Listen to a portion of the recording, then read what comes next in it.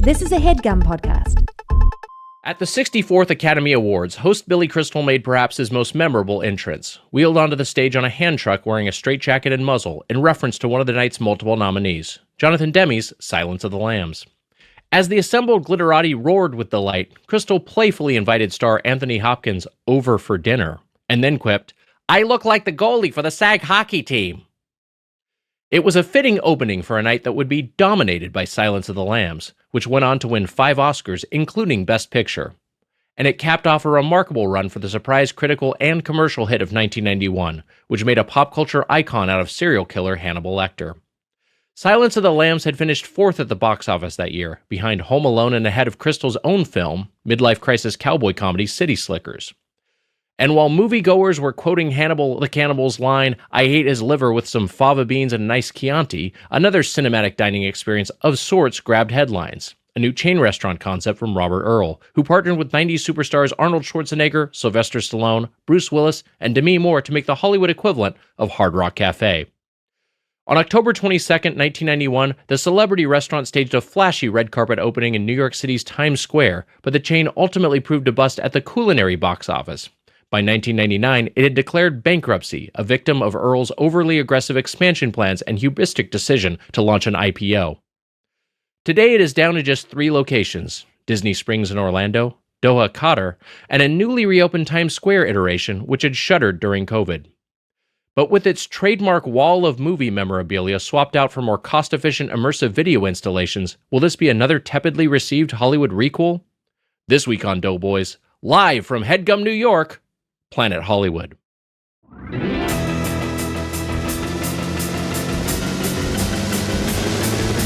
It's the Dodo Boys! Dodo Boys!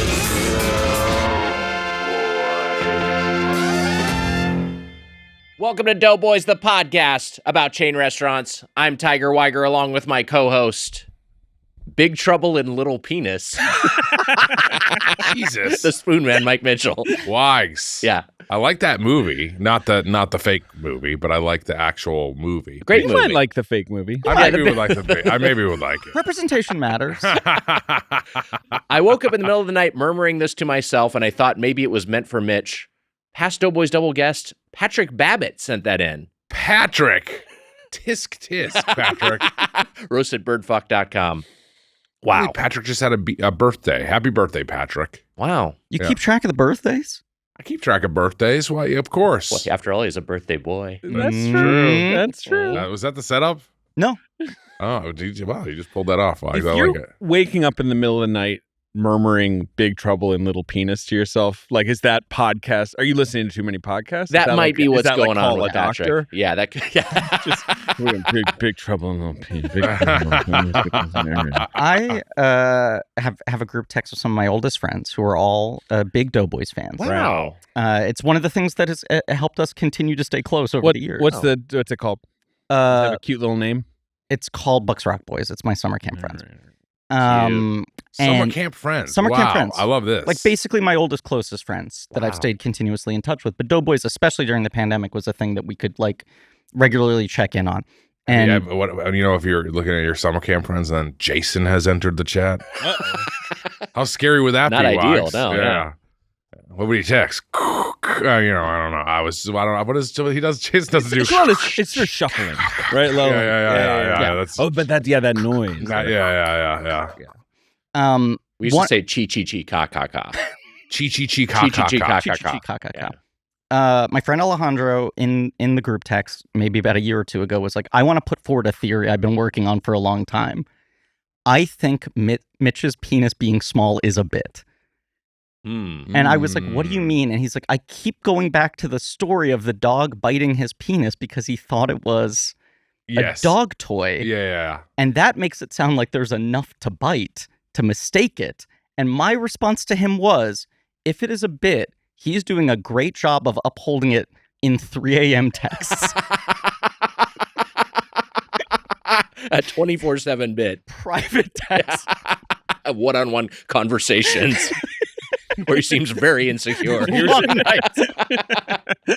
Here's what I'll say. Preamble Bad during restaurants. dates. It's Kaufman-esque. Just so you know. I'll never tell. Hogs are what an extremity they are. They're one of the most fascinating things of our bodies, Wags. They are one of the most fascinating things of our bodies. I agree. Well said. Sometimes they can get bigger and sometimes they can get smaller. It's very true. interesting. Yeah. This is getting Trumpy. Like, where he just kind of starts musing, goes into musing mode. We love hogs. Sometimes they get bigger. I have two baby boys, Oh, right? wow. Twin Yeah, sons, that's right. And one of them grabs his dick every single time you take the diaper off, and the Oh other my one hasn't God. done it at all. That's And, Wow. and they're only 9 months old, and I'm already seeing like this is different, different approaches. approaches. Yeah. Like that's wild. he grabs it like in modesty, like He's like, excuse me. No, he's just like, what's that? Like every single time. Mitch, what's your approach when you get changed? Or you were going to say something else to me. I was just going to say, like, we're this far into the podcast, we have not acknowledged that we're in New York. The Big Apple. This is, for the first time, we're recording in studio at Headgum, New York. Is How this about the that? first time ever? Yeah, we've in never New been York? here. Yeah. New York. Yeah. Yeah. New York. You've done a lot Drinks are in of the choose. tour shows here, but you've never done an in-studio recording. That's right. Any of Headgum's offices over the last 8 years? Yeah, Got correct. to give it to Headgum, New York. The staff is here, as opposed to L.A. Yeah, they're working in office. They're apparently. working in. Interesting. There's people here. Yeah. You know what else Chris, is interesting? A bunch of the LA Headgum staff came to the studio because they thought we were ordering in. And then when they heard we ate last night, they got on a plane back to LA. Chris is engineering for us. Hi, Chris. Hi, Chris. Chris has been lovely to us. Also, Marika's out here, who our good love friend. Marika. And then there's a New York Emma. There is a New York Emma. That's right. How about that? New York Emma has been helping us set all this up, and I met Lily out there. Everyone's been very, very nice. So is LA Emma not here because they would like a black hole would open? Yeah. It's like Time Cop. It's time Right. cop rules. Yeah. Who's Ron Silver in this equation? Great question. Politically, I don't know. Politically, I guess both of us. Is Ron Silver dead? Yes. Oh, did he pass away? Yes, I believe we lost him. Oh, wow. All right. Rest buddy. in peace, Love Ron that guy. Silva. Yeah. Silver or Silva? Silver. Silver. Yeah. Yeah. In my opinion, when you were going to the movies in the 1980s and early 90s, Silver was gold. That's Wow. so true. Wow. Joel or Ron? Yeah. Joel Oron. We were just talking Joel Silver. We were. Yeah. He produced the. Well, should we spoil? I'm sorry. Carry on with your podcast. Yeah, let's get through our bullshit, and then we'll introduce our guests Wait, what did you- officially. He produced the movie we talked about on our show. I know. Spoiler. Jesus. Yeah. Mitch, we've got a lot of New York to talk about. We got two New York-based guests who we've had on the podcast before, but never before in person. We're going to get to that, but you have a drop you got to play. All right. Let's hit him with a drop, Chris. No. Tuna wrap. It's the tuna wrap.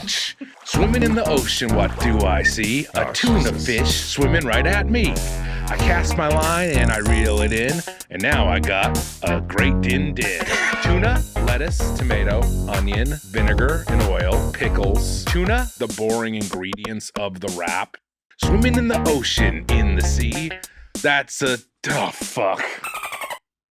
That's a good That's pretty drop. good. Well Great. done. The dolphin at the end there. Well crafted, yeah. I heard that got banned from X, but somehow got 1 million listens on alternative platforms.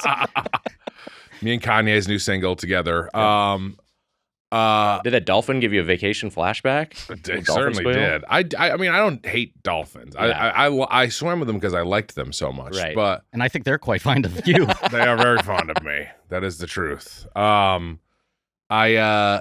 Wags, what's missing from this is that I sang this in that same episode I called you a little piggy, if you remember correctly. Oh, I remember. And after I sang that rap, you said, that fucking sucks. And it was a one time I was like, fuck, it did suck. Hey DK, I had to knock this little number out real quick while it was still fresh. I hope you're doing well. Love, Count Dropula on Instagram. We've heard from Count Dropula in the We past. have. Yes. Mhm. Count Dropula is doing good work. Yeah, Count Dropula's doing great. Yeah, good Maybe to have one of you our back, best Count counts. Count Dropula. Dropula. that was good. That's good as hell. Oh, I'm Dropping good. the mic. I love mine. Yeah. Yeah. Uh, I feel like that should show up in a future Count Dropula drop. what the No, the Count Dropula. Count Dropula. Yeah. So it's a drop talking about himself, Yeah. basically. Yeah, he's got to get meta, right? Yeah. Enough Yeah. drops. You got to start bringing yourself in. That's fun. Like it's a sample. It's like he samples that, like like he's doing other, and then Count Dracula. It's like one of those dance hall songs where the artist says their own name at the start of it. Mustard. Right. Well, I guess yeah. he's more Mustard. producer, Yeah, but he but does. still. He Weiger famously had no idea why people were yelling mustard for a It's while. true, don't I didn't if you know. Yeah. That was just general enthusiasm for the condiment. But Which I was in informed New York that he's a City, guy. you might just hear that being yelled anyways. Wags, absolutely. Oh my god. hot dogs, pretzels. That's right. You know the one card I haven't had. I've never done the peanut. I've never done the nuts card. Because why would you want a big cup of nuts? Yeah, I mean I that is. think I've done it once in my entire life. same. Yeah. They're It is they're warm, wild right? that- They're Yeah. warm. Yeah. They're salty. It is wild that it has basically persisted with the exact same branding for 30 years plus. Yeah. 40 maybe. I've had it one time. I never see anyone getting them. My guess is that it would be like 100 years old, like selling warm nuts on the street or whatever. Yeah. It feels like a sort of like you're about to go see Babe Ruth, or whatever, right? Like it feels very, Right. very like But I feel pre-war. like there's mirror. that one logo that is like big mixed nuts, big hot Yeah, nuts. you're or right. There's the whatever. one. You're right. There's the Right. one sign that they all got. They on all their got the cards. one supply. All right, I have a great. Well, what were you No, gonna say? no. You go ahead. It's about Babe Ruth. Well, fuck Babe Ruth, a traitor. We shouldn't have traded. Look, I mean, he Nanette. didn't ask to be Wasn't his traded. fault. No Nanette is such a great play that I don't have an issue with the trade. I actually I love that we got the rights to No Nanette. Boston fans now watch bootlegged No Nanettes. Just We be like, still- this is great. Yeah, we this is watch good. No Nanette every October. We watch No Nanette. This is what I was gonna do. Wags, you're gonna love this right here. Okay. Rank the carts. Mario, number one. Fuck. I mean, obviously. Has to be. No, rank the So, New like, York City burger, Rank New street York City carts. Pretzel. Let me do this. First off, let me shout out drops at Hot birdfuck.com dog, if sorry. anyone wants to be the future Count sorry. Dracula. But also, let me formally introduce our guest, and let's weigh in on this very New York City food-centric Sure. topic. Yes. With us today in studio for the first time, both of you. Yeah. For the host of Blank Check with Griffin and David, one of my favorite podcasts, Griffin Newman, David Sims. Thanks so much for being here. God bless you, buddy. Thank you. Yeah. Thank you for having me. I Not think him. Hot dog. number one with a bullet. Inarguable. Pretzels. Well, I might argue with you. I might put halal. Halal's Number pretty, one. Halal's pretty good. I like a hot dog, a water dog. Like I like a New York street dog, but I prefer papaya dog, and If that's not on a cart. And if I'm gonna get something, I'm probably most likely to get a pretzel. Ooh, I do not like those Interesting. cart pretzels. I'm just telling you are they my soft? experience. I think they're supposed to be. They tend to be pretty chewy. Yeah, Yeah. I feel like sometimes the issue with the cart pretzels is like too hard on the outside, not Yes. crunchy, hard, Right, because they're not getting rolled out every day. I Right. feel like they're just sitting in there. and then a little tacky on the inside. Right. Yeah. It's like sometimes you're at the mall Auntie Anne's, and it's just like I can tell this is yesterday's Auntie Anne's. Like you got all inventory. Right. here. They're leaving them in there. Yeah. There's a skewer cart Mm. in Chinatown that I love. Wait, Love to wait, get when a you say bunch of skewers- Chinese skewers. Oh wow. Meat Okay. skewers. Wow. Because that's the thing with New York. There are also random carts, Right, Like where yeah. it's like this guy's doing his own thing. There was a cart on Maiden Lane and William Street. I don't know if it's still there. That did this lamb biryani thing with this special sauce. I would go there all the time. Wow. That's That sounds awesome. Yeah. any kind of meat rice thing. I'm pretty pro. So when Nally and I were out in New York for the first couple of times in the city, both from LA and lived in Southern California, but not when we were traveling and we had less means and we're trying to eat on a budget, basically survived off of halal carts out here. So I have so much affection for halal carts, and also you have that it's just this is so fucking good. It's not just it's good. sometimes you get a cart hot dog and you're like, all right, this works as a hot dog. This is functionally a hot dog. But the halal meats I'm getting is oh wait, this is genuinely just a tasty execution of this. It's right. It's Yeah. actually high So, cuisine. Does it take over the hot dog cart? Is it I think it maybe does. And I think that's maybe also in your ranking? I think it's just in terms of iconography, I think the hot dog cart is number one. But in terms of personal rankings, I don't know. There's something also kind of nicely contemporary about the halal carts now being the dominant cart in New York City. Sure. I think don't if know. we're actually talking about the food, halal is number one. Yeah. And I Right. think if we're talking about the idea of And a New there's York something- cart, it's hot dog. There's something Right. so nice about, and I've done it within the last month of that. I need to eat something right now, just to kind of bridge and it's oh, there's a hot dog cart. There's always a hot dog cart. Yes. It was in Brooklyn, and And it was it's a hot one of the dog cart. great walking foods. A Let's great say that. walking food. Oh, that's great. That's Yeah. a good point. Do guys still yell out, hot dogs, get your hot We're dogs? going back to ballpark kind of vibes here. So I that's feel more like. of a ballpark thing than a Right? street cart thing. Yeah, street cart guys don't really yell. They don't I do feel like. anything. No. They're just like, yes, boss. Yeah. And Must you're you like, peek ketchup in the and mustard fucking- or whatever. Wags peeking over there. Am I peeking? Was Did I Wags peek? peeking? No, I'll let you know if they are. Oh, No, Okay. no peeking so No far. peeking. No No peeking. peeking. No Oh peeking. wow. No No peeking. peeking. No No peeking. peeking. What's the cart? worst cart? Mm. Wow. I mean, it's Mud probably cart. the- Mud cart's pretty bad. Mud cart's bad. Slime cart. Mm. Bug cart. I don't like bug cart. Some people, there's some good bug carts. There are but some good mostly, bug carts. mostly they're pretty bad. Yeah. What's the worst kart racing knockoff? Like Diddy Kong had one. There was a Sonic one. Diddy Kong Yeah. Racing is great. That one's good. Diddy Kong right? Racing's good. It's good. I Did weirdly Crash Bandicoot have Yeah, one? it's not Crash bad. Team Crash Racing. had Crash one. Team Racing is pretty good, and also one of 2 video game references on Friends. At one point, Chandler talks about playing Doom, and another Sure. time he is seen playing a Crash Team Racing, That's and he's in 8th place. Who is his player? Do you remember who? yeah. who Who's his main? I think he is playing Crash. If you remember the Friends finale, it ends with just the Crash kart game playing by itself. I don't know if you remember. Over the credits, you're just seeing Crash kart. There's the empty apartment, and you see Yeah. all the keys laid out on the table, and then the camera pans over to just an idle PlayStation 1. And it's playing. And you're like, is it a ghost? Like, why did Yeah, why who's did still Crash playing Kart And then, start like playing? the Aku Aku mask is like conjured on top of the living Yeah. room table. Aku Goes Aku like, mask. game over. What's It was- the villain called?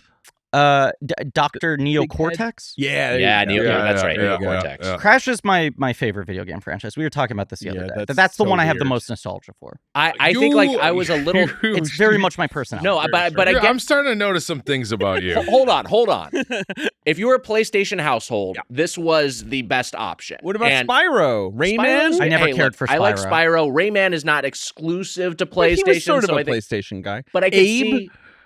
I love Yeah, sure. I love Rayman has great games. Yeah, the the Rayman Rayman games are games, great. yeah, The Rayman games are Rayman great. franchise, but I don't feel like the Rayman franchise is specifically associated with a PlayStation brand. No, and so I think these days you're looking at Astrobot. Astrobot's clearly That guy rocks. Astrobot's so Astrobot's good. great. That game is amazing, but I understand the age you are, you being a bit younger than me, and having a PlayStation in your household that you would glom on to Crash. You I had a get it. PlayStation? He was also the cool like mascot. Well, we were texting about this the other day because you were telling me that I would love Astrobot Yeah, he and would. saying like you have PlayStation nostalgia, right? Right, Yeah. it You would does love tap Astro. some of You the gotta play PlayStation Astrobot. nostalgia. I My- play with my daughter who adores it. Yes. Humble brag. Yeah. The first system we had in the Newman house was Nintendo 64. Oh wow, okay. I would So play, now I'm more baffled. Right. So now it is actually weird that Crash. I would play PlayStation at my friends' houses when I was jealous that we didn't have video games, and that was the one I always liked playing the best. Got it. And then later got the PS1 when they did the budget tiny The little model, guy. Yeah. and great redesign. realized I have had every PlayStation system in my life at some Wow. point. Wow. Whereas Nintendo, I skipped everything between 64 and Switch. Are you didn't have talking a Wii? handhelds? Handhelds I loved. Yeah, but did you? But I mean, like PlayStation wise, I had the PSP. I didn't have the Vita. Did not have a Vita. So yeah, I've didn't have had a Vita every either. basic PlayStation model other than the Vita. I started with the 3. I didn't have a 1 or 2. Wow. I was a Nintendo boy. But I do think I Same, just yeah. skew a little PlayStation. And maybe I'm just different, but like I like the energy of Crash. He was like No, this I was like part of his Crash. marketing. I'm She's not cool. arguing it's better. I would never argue. I'm it's gonna better. chime in here in a Yeah, go second for and it. just say that you're both fucking idiots right now. What are you talking about? Crash sucks. Crash Crash doesn't is suck. alright. Crash He's is Crash is alright. fine. Crash Oh, is you good. like when he does his little twist around? It's like a runner. It's like an iPhone game. It's like The original Crash, like Crash Bandicoot 1, was a run into the screen or Yeah. run towards the screen. Yeah, a lot of that. It was Yes. it was pretty much There's down a tunnel. some It was pretty limited. side-scrolling. That But was a little but- revolutionary. That was like a pretty novel kind of That format game for a is so platformer. annoying because if you miss like the lily pad by 1 second Yes. or whatever, You're it was- forgetting that's the kind of gamer I am. It was very linear compared to Mario 64. Right. But Well, like when the Crash franchise continued with 2 and 3, they started to mess around with the formula a little bit more. It was a little bit more expensive. Was it more like Mario? No, it was never as open. It was always platformer. a very linear platformer. Yeah, that sucks. It doesn't suck. Great Mario games are linear platformers. That's true. Mario 3D World, Mario 3D Land, Super Mario World. These are all great games. Is it the same as that though, or no? Is it like Mario 3D World at one point? Crash? Nothing's as good as Mario 3D. Yeah. Nothing's on that level. It was always not like Super Mario as Wonder. the kids would say. It was always a Timu Mario, right? Who made it? Who was what the fuck are you talking about? What? Chris laughed. What does that mean? Timu Mario. It's like the Chinese retailer. Yes, right? it's like Timu. It's like the cheaper. It's like the faker version of the thing. The kids are saying this? The kids are saying it. Am I wrong? No, that's correct. The Timu? Timu. You're tapped in. I disagree with Doughboys the sentiment. Yes. But I think if anything, Crash is closer to Timu Sonic. I think Crash is trying to coast off Sonic energy, the bad boy. not No, you're fast. right. No, but he's trying to be cool. He's And that's trying all to be they cool. Yeah, he's Sonic got versus like Mario bad was boy kind of wild energy. And I think Right. the Crash spinning is their answer to Sonic going fast. Of like, Yes. what's the kind of like big crazy move he Mario can have. is cool though without trying. So if I you agree. think That about makes him I cool. He's a agree. classic. Yeah. Cool. That's why he's number one, Mitch. Yeah. he is number one. You're preaching to the choir. I Coolest grew up Italian. we had a It's the coolest Italian I've ever he's our seen. best Italian. He is our best Italian. I grew up in a Nintendo household. I used money from a job to get my first PlayStation 1, and that was the first like console I bought with my own money, and I got it so I could play Final Fantasy VII, Resident Evil, and Castlevania Symphony of the Night. And what from was that the job point on, for PlayStation 1? Were you like a businessman? Stockbroker. Stockbroker? private equity, I worked in a bookstore. Wow. Yeah. And then so I had this this PlayStation 1, and then from that point Are on, people asking your dumbass for recommendations? Hey, I want a new book. How about this horny manga? PlayStation 4 was actually the first one I bought. Why? So PlayStation 4 and 5, which I have the 5 now, but 3 I had because my roommate was Jack Allison, and so he had 3, and I played 3. And then 4 came out, and he got 4, and then I bought a 4 when he moved out. Even when I bought the 3, I felt like a traitor. I was like, I can't believe I'm finally doing this. It's like a big, and it was like, especially for me, they like loving the Super Nintendo Final Fantasies. Whereas, like, to play the new Final Fantasy, I have to buy a non-Nintendo system. Crossover. And then I make that decision. I was like, fuck, this is like the best decision of my life. Playing Final Fantasy 7, 8, and 9, they're all so fucking good. And like of their era, but still, it was just like, I'm so glad I got to Silent Hill to me. Oh, of course, yeah. I'm looking at Mario's voter registration online. And he wasn't neither party for a long time. Yeah. Kind of like a Pope Leo sort of thing. I was going to like, say, does he have any Pope takes, though? Is he a little mad? Oh, I'm He's sure. woke. He doesn't like that he's an American. There's a lot going on, yeah. Chris, you a video gamer at all?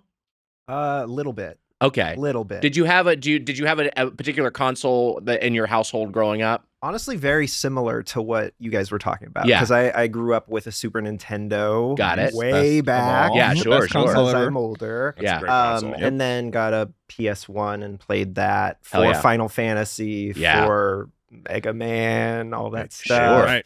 And then now, I mean, I have a Switch, but I don't do much. My roommate is a huge gamer, and so he plays. My story, I told it on your podcast, your other podcast, that we shall not name, long ago, is that I saved my allowance to buy a Super Nintendo, which was one generation removed. Like the 64 was the new console. But I saved £50. Have I told you this? No, I don't think so.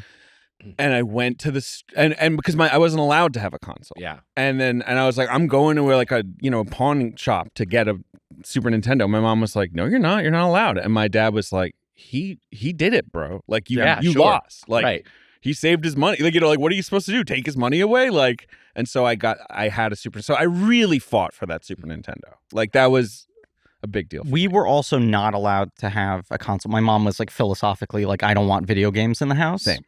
I'm going to put a wall up against this. And then I have a much younger sister.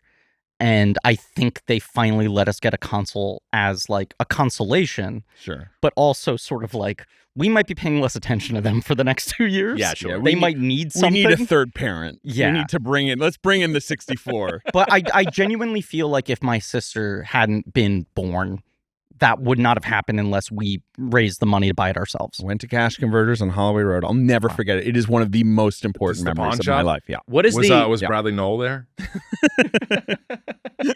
Is this the UK version? Thank you, Griff.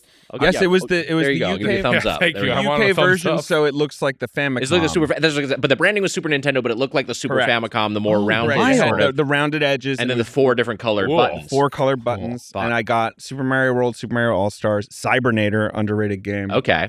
Can't remember the other things. Like I got 5 games with it. Yeah. Like, I mean, they were like, yeah, whatever. Like, you know, it was in a pawn shop. Like, this was not like a sexy new thing to get. Wild. If you're, this is just a general like observation, and not my observation, but like if you are willing to game a little bit in the past, it's an extremely affordable hobby because like the Steam sales, like the digital storefronts have like such deep discounts that you can get like a game that you can play for 60 hours that's like 4 years old for like $3.99. It's like absurd how on sale these things become. Well, that was when the PS1 came out. Yeah. It was, I think, after the PS2 had launched. And it was like, now we've reduced it to this size. I think it costs like $60. Yeah. And you could get every game for like 10 or 15. Yeah. Those games sucked.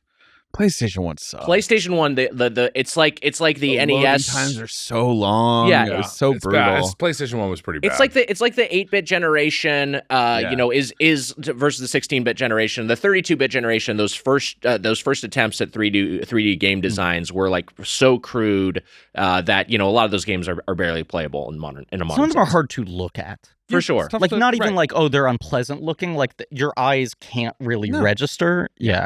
Those Nintendo 64 may be my favorite console. It's up there. That's when I was like happiest as a person. That's I was like that's a 12. good point.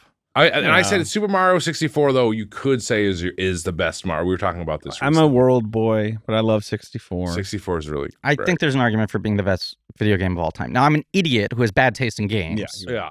And bad But taste to me, and it bad feels tast in like- picking restaurants for us to go to. Yeah, we'll get to that. Interesting. I bought Super Nintendo the day it came out with my first communion money. That is the truth. There you go. Take that, Jesus. Yeah. Wow. The first day. I mean, I think my parents, if they could go back, they would not want me to get it because I think it was Like transformational. It rotted your brain. Yeah, it rotted my body. I mean, it was a lot of different things.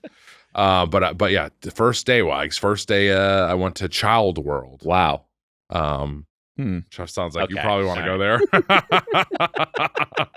Child World, a big New England. I wondered if you would know of Child World. Never heard of Child. It feels like familiar. it seems like something that would be Northeast in your thing. Yeah, it's a Northeast thing. Child World. Child World. Yep.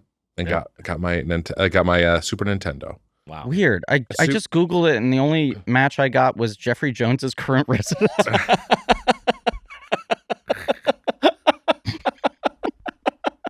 And Mitch, we talked about the podcast, but when we were at that St. Patrick's Day, like, And you thought he was and you there? told me you kept saying I was Jeffrey going to say Jones Jeffrey is here. Jones is back in Headgum in L.A. I do remember this. Yeah, the logo Yeah. is ringing bells. But also the weird castle. I don't theming? like it. Yeah. I don't like it. Mine did not look like a castle, but to be Okay, fair. Fair enough. I remember when my mom wanted to dress me fancy, she'd take me to the Little Folks shop. That's where we bought like nice kids' clothes. Little folks. How many things, or should I say, how few things are funnier than a little kid dressed really fancy? Little kid dress fancy is good. It's a good bit. Because they don't know. They don't need pockets. Yeah. They don't know what they're wearing. They don't need a little suit. They don't know how to walk Right. with any air of sophistication. And they are uncomfortable. It is. Really They're not liking really it. calling it off. This just reminds me. I'd never heard that story before. That your mom used to take you to the Little Folks store or whatever the hell it's Little called. Folk shop, yeah. Little Folk shop At the mall. Lakewood Mall.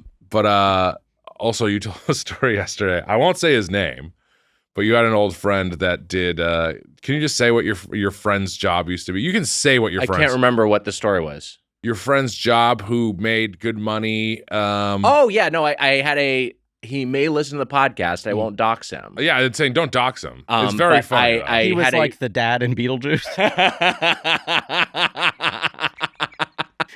He got paid for 2, right? He must have gotten paid for 2. Don't know They how they gotta could pay have gotten someone, around yeah. paying him. Anyway, so the Good for him. No, I had a friend who was a live nude model for genital and anal exams at a medical school. Oh, so it's like your practice. Yeah, he would go up there, and it would be like a a classroom full of med students, and he'd go out there in a robe, and the instructor would say like, "Okay, please present," and he'd like take off the robe and show everyone his like dick, balls, and asshole. And then the instructor would demonstrate how to give rectal exams and genital exams on a man, and then say like, okay, now it's everyone else's turn. And then one by one, each of these students would go up and with gloved hands perform the procedures. Now That's fun. And he made like $2,500 a day doing it. So it was like great money. Did he get the job because he had like textbook dick, balls, and ass? Yeah, do you think they were like, we don't want a weird situation here? Great question. Or do they want something weird so like they would keep people on their toes? Wouldn't it be so weird if you did that and they're like, your asshole's too weird? You'd be like, what? It is? Oh, yeah. I had no idea. Oh, yeah, it's a bad one. It's a shame because the dick and balls are perfect. Yeah. Can I just do the one? That's kind of a package deal. All right. I believe that it was one of those things where that financial shit out like a crazy shit. It's like twirly shit. Oh, I guess they're probably right. Corkscrew shit. Corkscrew shit. Corkscrew asshole. I believe the financial incentive was so high because they had a hard time finding anyone willing to do it. Okay. So I think that he basically got the job because they didn't need anyone to volunteer. There's a whole world of people who would pay to do that. Yeah, that's a good point. You just got to find them. You know? Jeffrey Jones for one. I don't know if that's what he's into. I don't want to speak ill of Jeffrey Jones. I told Wags that the way I would respond to every student coming up and examining, I go, good job. Nice work. You were my favorite. Ooh, they taught you well. Try again. We got to talk food a little bit. So I've had a very brief time in the city. Mitch, you've been here a little bit longer. You got to go to MSG, watch a Knicks Celtics game. God. A good look for him. I hope Jason Tatum's okay. It seems like he might be out for about a year. This is unfortunately having in the aftermath of a pretty horrific looking injury. We're recording it right afterwards, so we don't really know any details. You were nice about it, but I can't tell. You're a Lakers fan. I can't tell if you were being sincere, but it was very devastating. What are you talking about? Of course, I don't want to rooting for a guy to be injured. Yeah, everyone's so mean about it. It's insane. Who's being mean about it? Who wants the Knicks to win that series? Like you feel dirty when it's you don't want that to happen. I think the karma is not, from what I've seen online. The Knicks are going a little crazy about his injury. I haven't seen much of that. I think it's a fringe. The thing that when KD tore his Achilles, I'm on Truth Social though, so I don't know. Of course. And you remember like the Toronto crowd started like cheering, that was and like response. All of the players like freaked out and were like, "Shut up!" Yeah. Like that's the one time I remember feeling like, "Oh, this is like." Charged, like this is a little weird. That was really a weird the Garden, moment. It was pretty quiet about it. Like it felt like they were not going to. Yeah. I went to the last Celtics win possibly of this postseason, and it was they were also kind of shellacking, and they were. It was almost still frustrating. The thing that was, I mean, yesterday it was so. Whatever. It's not Jaylen Brown's fault, but like he's like turned the ball over and then Tatum went for it and. Like probably ruptured his Achilles is what we think it is. This is on me for mentioning MSG. I'm sorry. I wanted to talk about food. I'm fucking depressed about it. I woke up this morning depressed about it. I know. I didn't want to put you in this headspace. It's a bummer. You want to talk about food? Let's maybe mention MSG. What Griffin? That's great. And actually, I can seasoning. But what were you gonna say? We won last year. Well, two things. You did win last year. We did, so that's nice. And he'll be okay. I think he's gonna be okay. Yeah, he's a young guy still. It's gonna be a bad season next year, but that's fine. Sure. But did you eat anything at MSG? Great question. I did, and you know what? I'll say this: the Knicks fans were not. I'm sure we'll talk about this with Zach Cherry as well because I went to the game with Zach, and the Knicks fans were actually not everyone I interacted with. I was like, I'm a Celtics fan, by the way, and one guy was like, that was kind of the level of it. No one really cared. I also wasn't being annoying, but annoying. I was probably annoying to Zach more than anyone else. Yeah, so, no, I wasn't being annoying to people like loudly being annoying. Yeah. I got myself a hot dog, and I got myself an ice cold beer. Fun. Classic. And let me tell you, that hot dog was damn good. All right. And there's only Wow. they only offer you spicy brown mustard here at MSG. Yeah. It was only the packets of spicy, which was a hellhole. It was like just a pile of stuck together mustard packets. Yeah. But I did ketchup. That's the spicy brown mustard and some relish on that dog, and it was fun. It was fantastic. And I also got a pretzel, Wags, and the pretzel was pretty good. Pretty good. The food at MSG I thought was solid. was decent. Yes. Were these two transactions? Like, did you get the hot dog and the beer and then come back and It get was pretzel? one run. I got a You hot did all dog, in one. a pretzel, and the beer all in one. This is interesting, and I think we can talk. And Griffin, I think even though you're not a sporto, I think you can weigh in on this. Like, as far as ballpark eats goes, in that scenario, I'm getting 2 hot dogs over a hot dog and a pretzel. Wagger, I'm right there with you. I get why you would do that. I get it. But I wanted to try the pretzel at Madison Square totally, I Garden. understand. You know what I mean? It was Yeah, that's fair. I mean, MSG has good food. Sims had a double doggy day yesterday. I did. I had 2 dogs at the AMC Empire 25. Wow. wow. The thing with me is I'm getting 2 hot dogs. Yeah. Like Always. The right pretty number much of hot always. dogs. I go Run to off from a City 3-dog Field night. a lot. Let's go Mets. Mets won last night. I don't know if Congrats, you guys are buddy. excited about that. I don't follow MLB, but maybe I'll get back into it. I'm trying to get Mets you is back maybe into it. the Mets is maybe the team I can root for the most in New of York. the New York teams. Yes. Yeah, pretty lovable. And I go to City Field a fair amount. And my thing at City Field is I get there before I take my seat, 2 dogs. I get 2 hot dogs. Fuck. Then I that's take awesome. my seat with a beer. Yeah. And when that's all done, then I'm like, all right, now it's time for food. Like, I don't consider that lunch. Like, that's I like get the that. beginning. Yeah. Yes. And then I'm like, now I want to go, because the City Field's got like, beef patties Sure. and, crazy like mac and cheese, chopped cheese sandwiches. Like, it's got all kinds of stuff. Too much. Tone it down. Well, they also have, regular stuff. It's fun to have the other Who's stuff. the commissioner of baseball now? Manfred's, Manfred. Manfred Rob Man? Manfred. Oh. Yeah, Rob Manfred. Yeah, Rob- Manfred Man. Manfred pink Man. Flamingos. Yeah, that guy. I was going to say, like, I was raised on Gray's Papaya, which you guys covered. Which Yes. the best. with, It's the Zach best. and Tammy Sager. That place is all about the recession special and the 2 dogs and the drink, right? So I feel like that was basically what my father reared me on.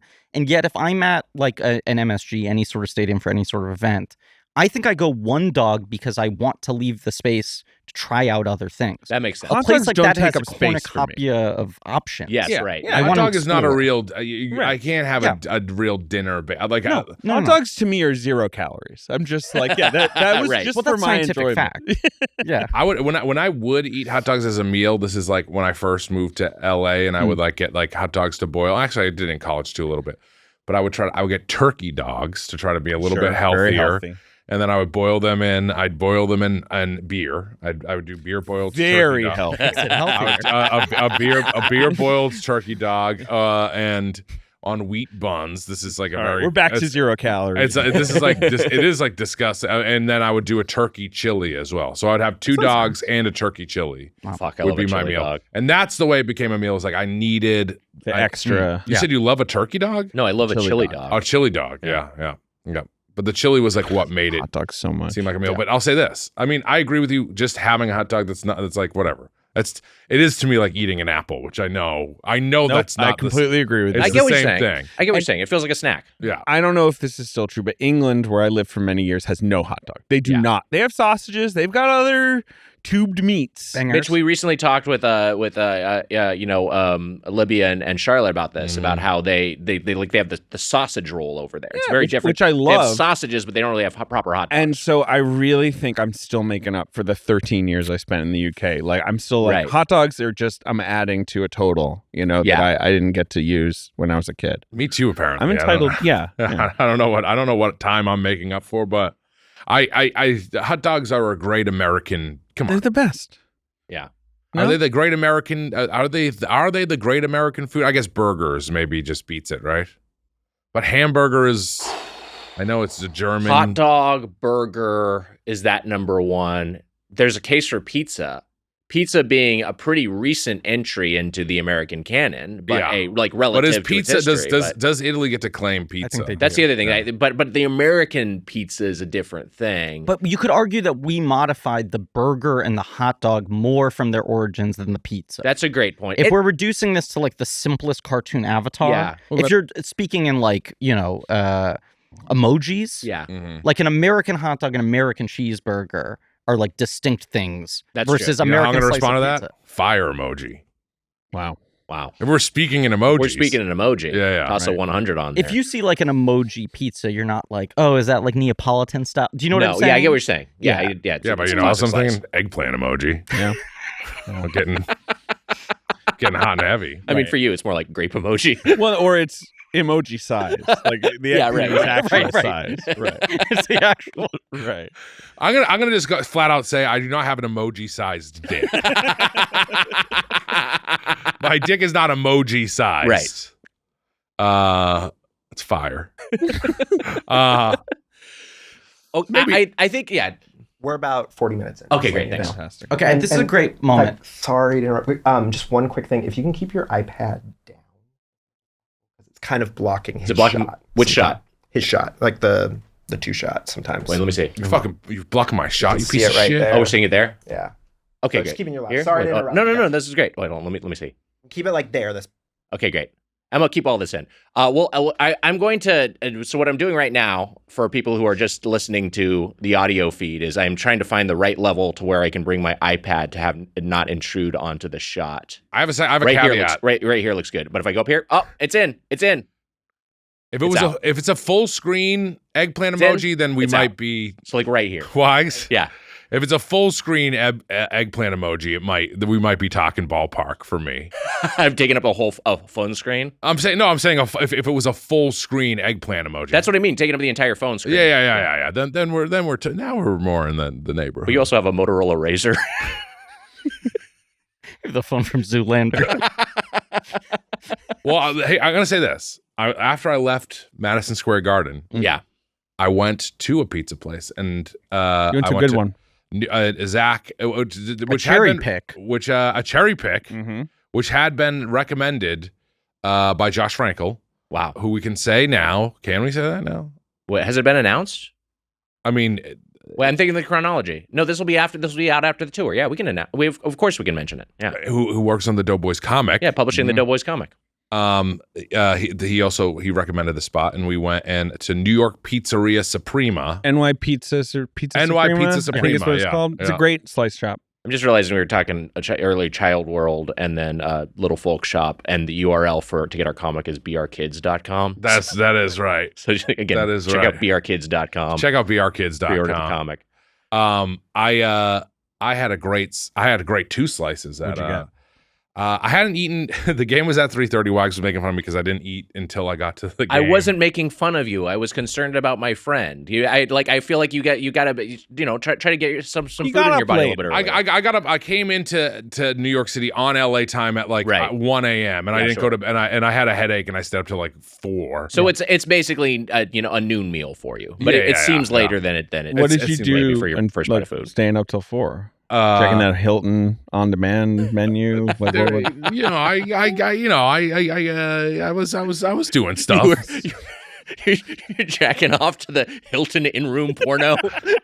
No, just the old menu. school. Just the menu. Just the Okay, but that takes him to 9:50 p.m. What about the The idea of going to a hotel room and then using their in-room entertainment and ordering porno and paying like $15 Right. for it instead of jacking when you off could to your just like phone. watch porn on Yeah, your phone. yeah. Sure, right. Wags, you know the hotel Classy. rule. It is classy. Yeah. Napping, crapping, and fapping. Right. Those are the 3 things you do at the hotel. You know this. Yes. And I did all 3. Did I jack it?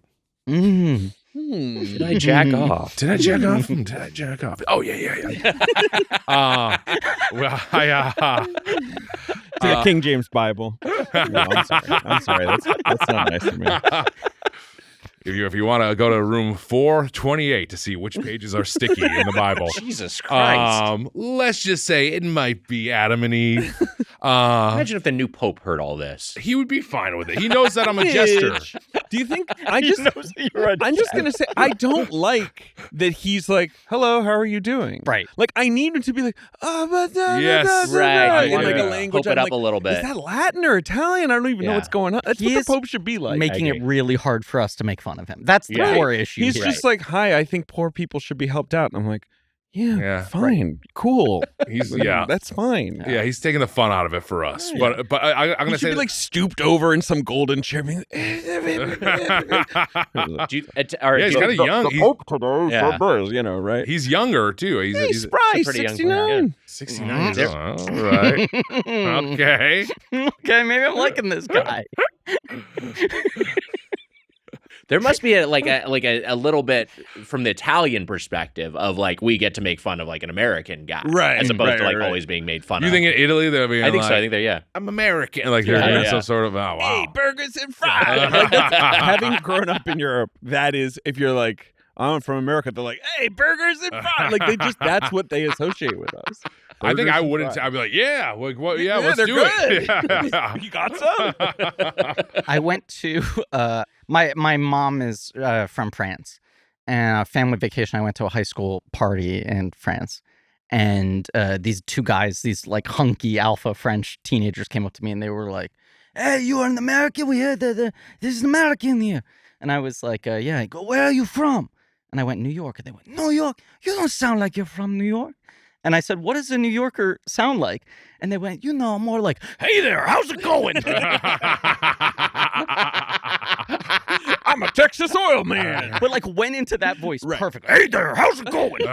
That's really good. You're just like the prospector from Toy Story? And I said, "Based on what?" And they went, "Movies and TV." Right. And I went, "Like what?" And they went, Sex in the City." That Carrie does always when she sees her girl. "Oh, how's it going there? How's it going? Hey, girls.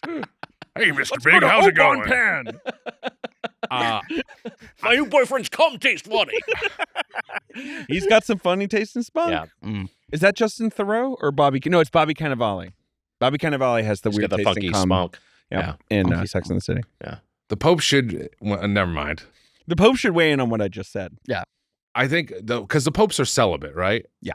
But also there was a thing online about someone's mom dating the Pope. Did you see that? There was a thing that like they take a vow of celibacy once. It's not like they're like, have you ever had sex? Like, I think first year should be like a Rumspringa for the Pope, and they should be able to do whatever they want. I think maybe it's if they're 69 too, especially they can. Oh, during their 69th year, they can do it. All bishops, it's like no sex unless you're 69. Unless you're 69, you can go at it. I think that's the fun. sex age. Yeah. But appropriately, we got to give that warning. There is a famous Wikipedia list of sexually active popes. Wow. That I highly recommend. It is oh my God. That is basically, it's mostly a list of popes who like canonically had children while they were the Pope. Well, also that weird stint that Pete Davidson had. I'm opening this tab right now. And like sexually active popes. The thing with that is like it's crazy that he's made 0 Peacock shows about it so far. Yeah. Like, he's really keeping that one close to the chest. I just would love to see someone play his mom. I'm dying to see what award-winning actress could do with the role of his mom. Oscar-winning character actress. Could even be a Tony winner. Okay. Could be an Emmy. Wait, so who played his mom in Bupkis? Edie Falco. Oh, right. Edie Falco. Yeah. Felix III. Yep. Was the grandfather of Pope Gregory the Great because Felix III was fucking. Yeah. That's wild. Look up Julius III. Okay, let's see if I can. He's under had sex with men, not to wow, to blow up Julius. There's different categories. Oh yeah. No, this is broken down in different tables. It's broken down into like men, women, men and women. Mm-hmm. Oh man, I don't want to know the other categories with the Catholic Church. Julius III had an alleged affair with a cardinal. But if you click on Julius III, it describes what kind of pope I would be. Where it's basically like he made some nominal effort at reform, and when that failed, he devoted himself to a life of pleasure. He built a gaming PC. Was he just like kind of like, hey, I don't want to do anything? No, okay. What do we got? Can we have like a big pork on a roast? Can't blame me for trying. Yeah, right. I feel like if I was pope, people would be upset that I was too celibate. This guy doesn't get out much. Papa, a little fucking, please. Mitch, I'm just learning about Julius III now, but I'm pretty confident he was on the Doughboys Patreon.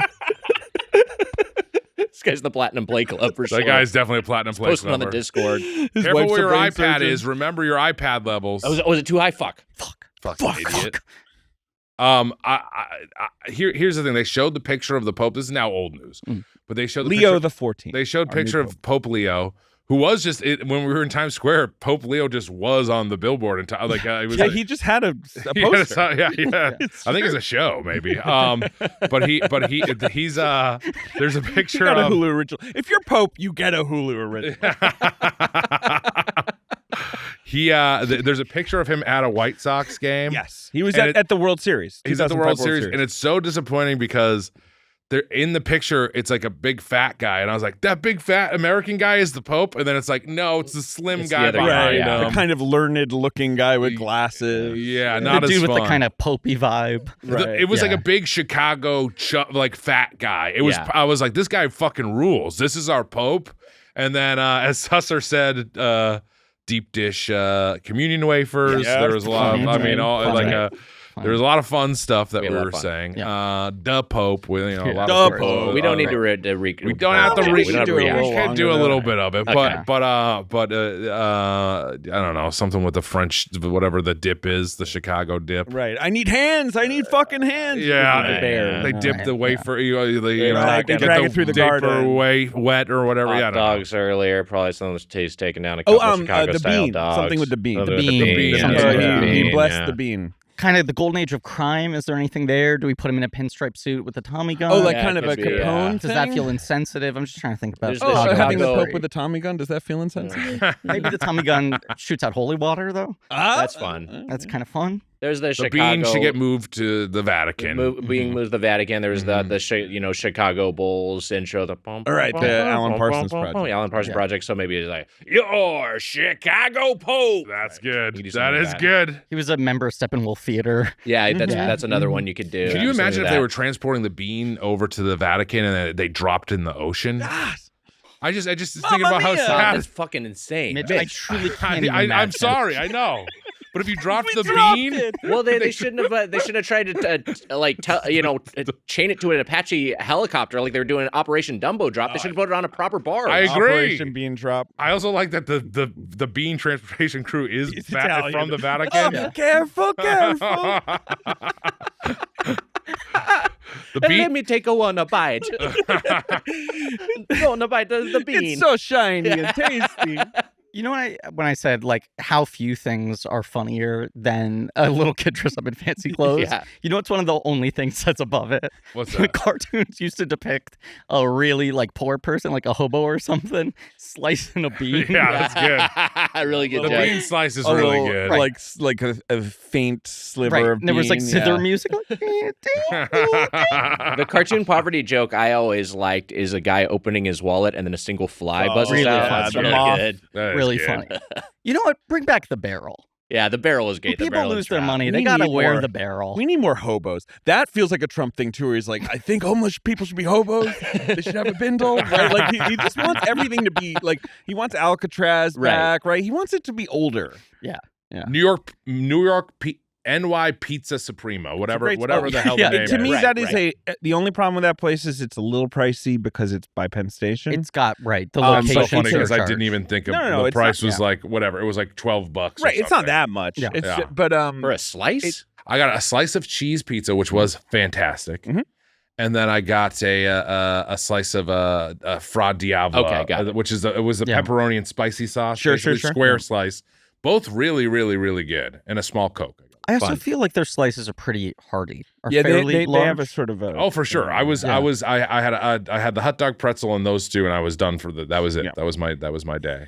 Yeah. I want to ask about a restaurant that you took us to, Griffin, Mile End Deli. Oh yeah. One of my few meals I've gotten to have in the city. Which is maybe it shouldn't have been one of your few meals. I would had a agree. good time at Mile End Deli, but the way this was set up to us was you told us it was the best poutine in New York City, and David Sims later Sims said, actually adeptly pointed out that not a signature cuisine of not in the Famous for top its poutine. Yeah. 100 signature food. he was like, in "Who New York cares City." about coming to New York City Right. and getting Canadian food?" And when he said that, I got mad at you. It is the truth. I could almost amend it to it might be the only good poutine in New York City. Okay, sure. And I probably shouldn't have led with that. It was very close to the hotel where you guys were staying. That's right. That is true. But And then you were I also looking heard for- that there yeah. were like there was what's the cat? There was a Cat's offshoot deli near where my That's hotel. true. In the mall. That's true. I think that offshoot is not great. And it's so absurdly expensive. I will say those mall. I was not offshoots- forgetting that. It's like the Mall Regina, right? Okay. Yeah, It's- Pizzeria But Regina. it's where still it's a like- good pastrami sandwich from there. It's true, but I mean, did you get pastrami at Mile End? We get some smoked meat on the Right, poutine. we got pastrami on the poutine. What is the smoked meat when they just say What smoked were you meat? doing getting poutine? I'm so mad about They have this. the best because poutine in New York City. I really love this city, and Yeah. I really care about its food, and I know so many places. I was going to say, go. maybe your favorite thing in life is to recommend restaurants and to then like people you guys visiting got New York. poutine. Like it's just nuts. You had like 72 hours in New York or whatever. And Mile End isn't bad at all. Like Mile End is good. I feel mean calling it out almost because I think they do a perfectly good job. Yeah, I got a chicken it's a salad solid sandwich. It was place. lovely. Yeah. but it's Canadian delicatessen. Yes, it's a Canadian in deli. a city that's pretty famous They for have like New York Montreal delicatessen. Montreal bagels and stuff, right? As well. Like they have a lot of kind of to be clear, they had one bagel left. Griffin got it. Yeah. Griffin got there early and snatched it. I said, can I got a bagel with like pastrami, not pastrami, salmon and the works lox, what have you. Sure. And I said, can I get that on everything? And they said, I think we only have a poppy left. Wow. And I said, oh, you're down to just poppy bagels? And they went, no, we're down to one bagel. A poppy bagel. And then later I was like, can I get my breakfast sandwich on a bagel? And they're like, no, you cannot. It is gone. So, I think my sandwich was just fine. So this also made me slightly mad, but the poutine was good. I'll say the smoked meat was good on top of it. Yeah. But I am in hindsight mad we went there, I guess. What would you have rather breaking gotten? a track record of you being very happy with every other time I've picked a restaurant before and after that incident. I'm now realizing, Griff, I didn't realize this until literally last night. The only good recommendation you've ever given us is Little Canada. Little Canada, right? Little Canada is great. From Canada? Maybe. Yeah. Little Canada is great, and we love Little Canada. And the little Doughboys and little Emma are in Little Canada. Little Canada. But every other food recommendation that you have, or I guess just anytime we eat food with you, it's not a great experience. Well, I'm a garbage belly with a terrible palate. Which makes me an ideal multiple-time guest on a food podcast. But then you also do know good restaurants too. But I guess you maybe know better. You know better restaurants than Griff. I mean, look, I'm not trying to show off. Yeah. But I have on my Google Maps a very complex. Oh my system God. Of Look saved at that. restaurants. This is what he spends for our audio his idle listeners. time doing. So Griff, yours is like Sims you is have a showing same us neighbors a like Google Chuck map. E. Cheese and just absolutely dotted with little icons. And like by various cuisines, which are all represented by different emojis. Wow. And then you can say, you want Thai. And this is just this is like my personal project just for me.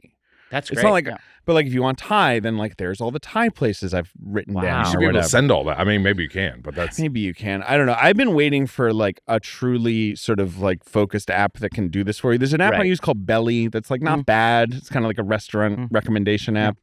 That it's all right, but I feel like Google Maps is still the best way to sort of like track your favorites. If you could follow, hey, follow me, and I have all my food maps. Right. I mean, tech guys, get on it. I mean, tech guys, get on it. I know you're doing such a great job. Yeah. Right. Exactly. We love you, tech guys. We love you. Get on it. Come on. Everything's good. Everything is great. Love those cars that have no drivers that hit people. Those are good. Good job on that. Cool. Yeah. Right. I'll just say it. We want to have a meme coin. We don't know how do we get started. Yeah.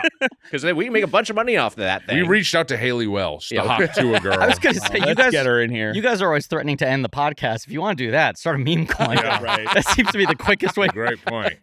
It's got to feel so good to pull the rug, right? I still love that moment when it's peaked and it's like, there you go. If how much for a rug pull? What would it cost you?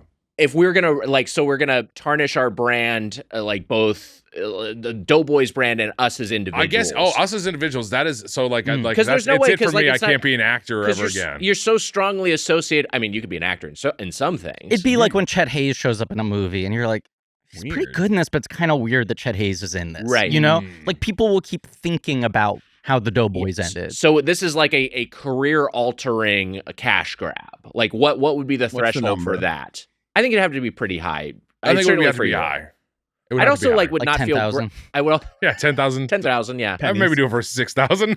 I'd also not feel great about it, right? Because at a certain Yeah, point, of course you don't feel good about the rug You're just pull. bilking a bunch of people out of their hard-earned money. Yeah, you don't great. feel good. No one feels cruel The thing is, last year the Mets turned it around after Grimace, who is Doughboys, That's right.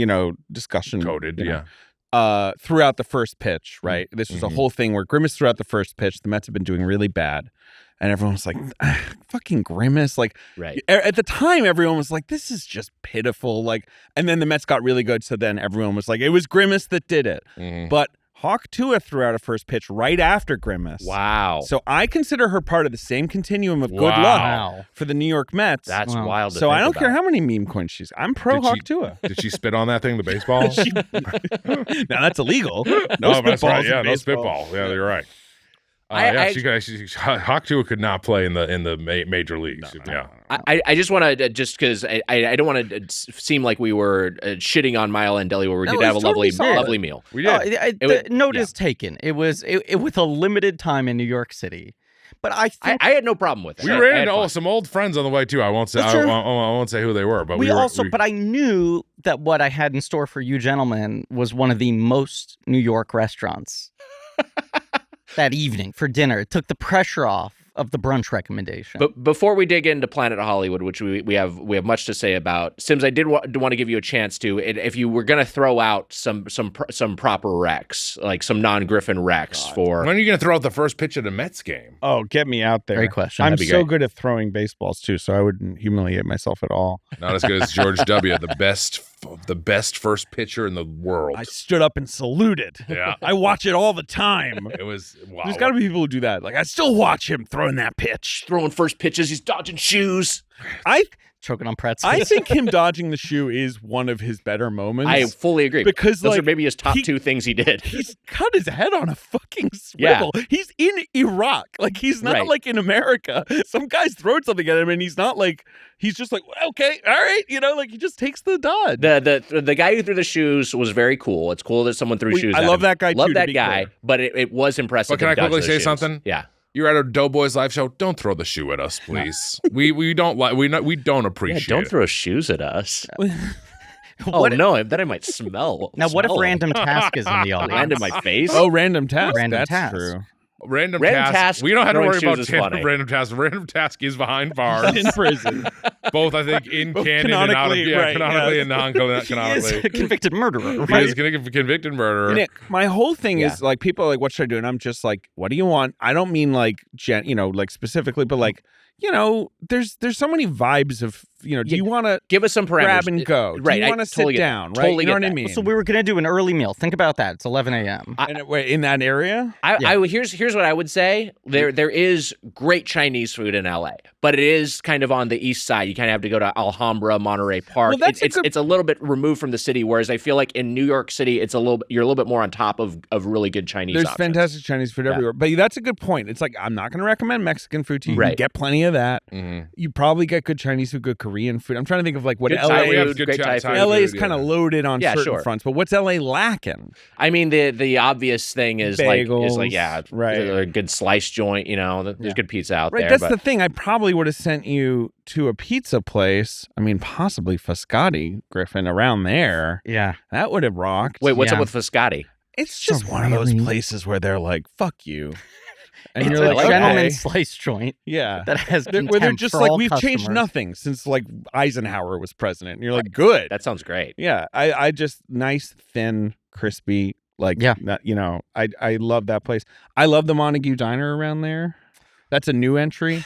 But like, it's a diner. That would have been a little bit more of a walk. Diner is another thing, though. It's like you get plenty of that. That's I think there actually are fewer diner options in LA these days. Yeah. Where you were is the hot spot of Yemeni food in Brooklyn. Great. And I like the Yemen Cafe or places like there's like 2 or 3 places like that where you could really have a great time. I'd be into that. I think you would have been into We almost went to Giuliana's Pizza, but then you were so on Giuliana's. Thumbs down. No, you know what? This is a podcast that goes out. Giuliana's Pizza is totally fine. It's fine. Like, I just Are you those Team Grimaldi's over Giuliana's? Only how he pays his taxes. I love that. Love how that guy. He like never paid his taxes, right? Yeah. The whole thing with Grimaldi is it's like H&H Bagels, R.I.P. H&H Bagels, where they were like, oh, we didn't ever pay those. Right. Like, the IRS was like, you never paid them. We're like, yeah, no, we didn't do that. Why would we do that? You want a pumpernickel? Yeah, right. We don't toast. I don't pay taxes. I checked a big one off my. I should talk about this. I checked a big one off my pizza list. Wow. I went to John's of Bleecker. Right. A legendary spot. Yeah. Another kind of they haven't changed anything in 50 years place, which is That's great. one that always hits for me, though. Yeah. My test. You've got like a pizza list, and then you've got a separate list of naughty and nice children you track for year round. Implying I'm Santa. Wink.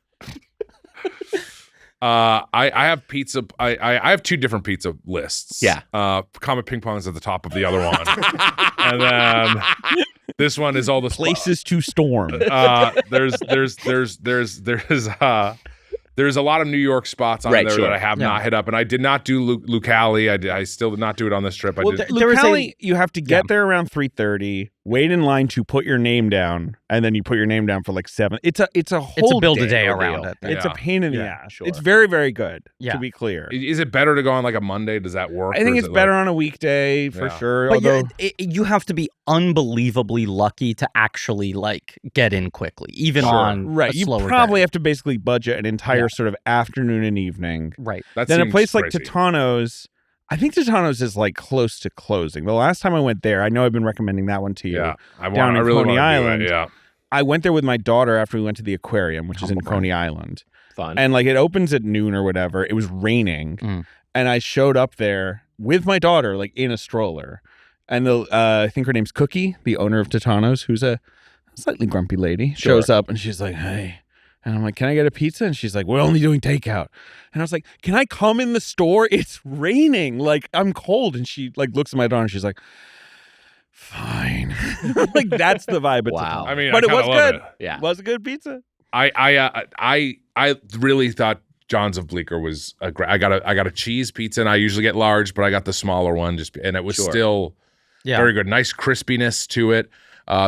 There was a picture, maybe a portrait and a picture of Dave Portnoy up on the wall there, right near the American flag, and the family next to me was saluting him. The family next to me was like, "It's got flop," and it was this woman who was holding the slice down, and I was like, "What? That pizza is so crispy." The John's of Bleecker, it's like it's like, who cares if it has flop? What the fuck are you talking about? What has that man done? Nothing. Why is he the arbiter of this? Well, it's really speaking out about him online is always really fruitful, right, and good for one's career. But there was a New York Times article that drove me up the wall about how he has basically defined a new language for people of shit like flop, right? Where they're just like, now pizzerias are all changing their styles because they don't want to be viewed as bad by him when it's a subjective taste thing. Where like the types of pizzas represented in North America are starting to narrow around his tastes.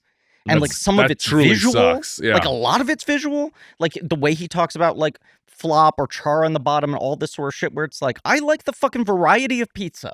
Yes. I like that pizza can be a ton of different things. Totally. I like seeing people spin on it. Sure. And he's just turned it into like, this is what I like about pizza. And now, like a fucking family sits there and goes like, a little floppy. Shut the fuck up. Yeah, I agree. He needs to, I mean, he needs to shut the fuck up. I'm saying that to the family, not to him. Dave Portnoy, you're a good American. Yeah. Great guy. Of course not. Don't sue me. Yeah. We're not afraid of him either, but you know, you're doing a great job. Right, Wags? I don't pay attention to the like. I know about the one bite pizza reviews, right? Yeah, but I'm like, everybody knows the rules. I've been so offline that I've never encountered it. I've just heard people talk about it. It is taken over. Yeah. His Celtics takes aren't helpful either as a Celtics fan. I did like it a lot. I thought the sauce was a little bit. It was very basic sauce, which is not a bad thing. And I'm not saying it's a bad thing. I thought it was like one of the great pizzas. It is one of the great pizzas. Yeah. It's very, very, very good. It's just also, it's a really nice place to be. I like being there. It's just got physical spot. I mean, mostly if I'm near Dave's picture, obviously, but like, it's just got a nice kind of low key atmosphere in there, and like, I like all the Italian guys working there. They were a lot of fun. They hooked me up. It was a great time. I had a black cherry soda as well, and I did the house salad, which is just lettuce, onions, and some mushrooms on there with like a house-made vinaigrette. It was very tasty. A great time, Wags. And then I went to Nighthawk Cinema, which you did not get to do on this trip. That's true. I'm all bummed I missed out on the Nighthawk. Mm-hmm. And great food over there too. Yeah. This show is sponsored by Liquid IV. Mitch, You got any upcoming summer plans? Because I'm going to do some sunny days at the beach. Might do a nice long hike on my favorite trail. Or maybe I'll go to a musical festival with my friends. It's the kind of thing I love to do. Yeah, you love doing that. In Wags, I'm gonna go. I'm traveling. I'm going on tour with the Doughboys. Oh, how about that? Congratulations! That'll be a lot of fun for you. Then there's some Twisted Metal excitement this summer. Wow. Yeah. Maybe hit up Comic-Con. We'll see what happens. Prepping for a big summer means planning to stay hydrated so you can get the most out of your body and live more during those warm summer months. Visit liquidiv.com and maximize your summer plans with sugar-free hydration featuring the new Raspberry Lemonade Hydration Multiplier. Get 20% off your first order with code Doughboys at checkout. Wow. Wags, I love Liquid IV. You know this. This is the truth. I have a strawberry Liquid IV right before bed every night. Pour it in. That's right. Pour it into I pour it into my thermos, and I put some water in there, mix it on up, drink it down right before bed. I love it. It's my favorite. It keeps me hydrated. I wake up feeling great. And Mitch, you're going to be doing some traveling. It's great for traveling. It's also great for after a workout or during a workout, for late nights, and just for kind of feeling generally rejuvenated. You don't want to go to a show and see a dried out podcaster? You want a nice, juicy podcaster. You want them nice and moist. Mm-hmm. Hey, break the mold and own your ritual. Just 1 stick and 16 ounces of water hydrates better than water alone. Powered by LIV Hydroscience, an optimized ratio of electrolytes, essential vitamins, and clinically tested nutrients that turn ordinary water into extraordinary hydration. Wow. 3 times the electrolytes of the leading sports drink. 8 essential vitamins and nutrients, always non-GMO, vegan, gluten-free, dairy-free, and soy-free. Find all your favorite hydration multiplier flavors on their website, from acai berry and lemon lime to pina colada. Or choose from their line of sugar-free flavors like raspberry lemonade, white peach, and rainbow sherbet. Wow. Wait, what? That peach? What kind is it? That peach is white. It's white. Oh, it's white. Get ready for summer with extraordinary hydration from Liquid IV. Get 20% off your first order of Liquid IV when you go to liquidiv.com and use code Doughboys at checkout. That's 20% off your first order with code Doughboys at liquidiv.com. Keep yourself hydrated. Bye. Bye. We had different plans last night. We went movie related plans. Yes, movie related plans to Planet Hollywood, which was founded by Robert Earl in 1991 in partnership with Arnold Schwarzenegger, Sylvester Stallone, Bruce Willis, and Demi Moore, the original investors. Sims, do you know about British crooner Robert Earl? Have you ever heard about him? Name rings a vague bell, but he had a string of hits in the 1950s. It seems like he was like kind of old-fashioned. He was like a British kind of Mel Torme, kind of that era. So that'd be the London Fog, rather than the London Fog. Wow. Well played. Robert Earl. Robert Earl his dad was Robert Earl. His name is also Robert Earl, but his dad, Robert Earl, I had no idea that there was a relation there. Right. London Fog is a good sequel to The Fog. If you did that in London, Oy, there's pirates. Whatever. I don't know. Chain restaurant mogul Robert Earl is the son of the. Yeah, it's good. iPad level. Fuck of the crooner Robert Earl. Wags. What? Tisk tisk. It's out though now. Yeah, I know, but I'm saying tisk tisk for raising it too high again. That's a tisk tisk. Well, whatever. We don't have to worry about it happening again. Anyway, in recent years, Earl has focused on virtual dining concepts, which manages largely terrible celebrity ghost kitchens. That's where we're at this point. Yeah.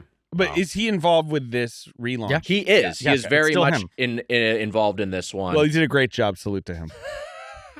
So what, 5 forks all around? Thank you all for listening. Okay, all right, so I'm just going to say this right off the top. Yes. Before we came out here, I made a reservation for 5 people at Keen's Steakhouse at 9:45, a late reservation. Yes. On Monday night. I was very excited to go. Go have a good meal. Wags, you said it's a content trip. We got it. It's the we got to feed the content cracking machine. That content whip. You were cracking the content whip. We had this was our only opportunity in many years to both guest in person on the Blank Check podcast, that also have the hosts of Blank Check who are here with us, guest in person on our show. Can I have a quick rebuttal? Yeah. Who gives a shit? It's like they're gonna be on the podcast no matter what. Who cares? Who fucking cares? We're in the fucking Headgum. It's better office. to do it in No person. offense to Headgum. It's better to do it in person. I like Headgum. I definitely prefer to do it in person, though. I do think my last virtual appearance on your show came at an opportune moment and did go over well. Yes. Yeah, it was great. I'm We not all saying I caught did. a wave on that episode. I'm think not we saying can all I did a admit good that was job. bigger than any of us. It was more just right. The energy was like me entering like a ransacked room. Right. You know what I mean? But I don't think even we can take credit for that. Like something Right. just happened. Yeah. Right? We caught a wave. And I think just my reaction of what has happened Yeah. here when you were like, what's more famous, like bug or man or whatever it is you were doing. Anyway, It was sorry. great questions. I think that it was an enlightening conversation that we had. I think a lot of people still think about that and still don't know where to rank dog or man versus dog versus man, you know? Man's Was got to be higher. was that a Comedy Central show, Dog versus Man, wasn't Probably. it? There was Man Bites Dog. Oh, Man Bites Dog. It was, Dog, it was that's like a what it was. news Yeah. parody. Galifianakis. Yeah. Yeah, it was sort of like Yeah. a Daily Show adjacent. 80 miles, right. I think. Yeah. What did we end up thinking was the most famous? Was it Sun? Sun. I landed on Sun, and I stand by Sun. Sun is I think really it's pretty- famous. I think it's pretty good. Okay, now can we not to relitigate I did this, not mean to bring this back up. I'm sorry. but when David jumps in and we were like cold, Yeah. you don't know the conversation we've been having. I mean, no. What all I've known is Amelia had told me, Mhm. "Oh, they're starting at say 6 your time, so you can jump on like 7:30." Mhm. And I'm like, I won't be internally. I'm like, Yes. okay. I don't care when I jump on. To be clear, I'm not mad. Right. And then like happy, at 7:30, Amelia texts like they just started discussing the restaurant, and I'm like, yeah, no problem, no problem. 8. I'm sorry. I'm like, it's fine.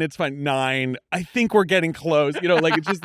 And so I'm coming in late. You guys have been going for a while. Yes. In our second longest episode, sadly, it is not our longest episode anymore. Hey, I want to say, Who beat you and our buddy Scott Gardner, That's right.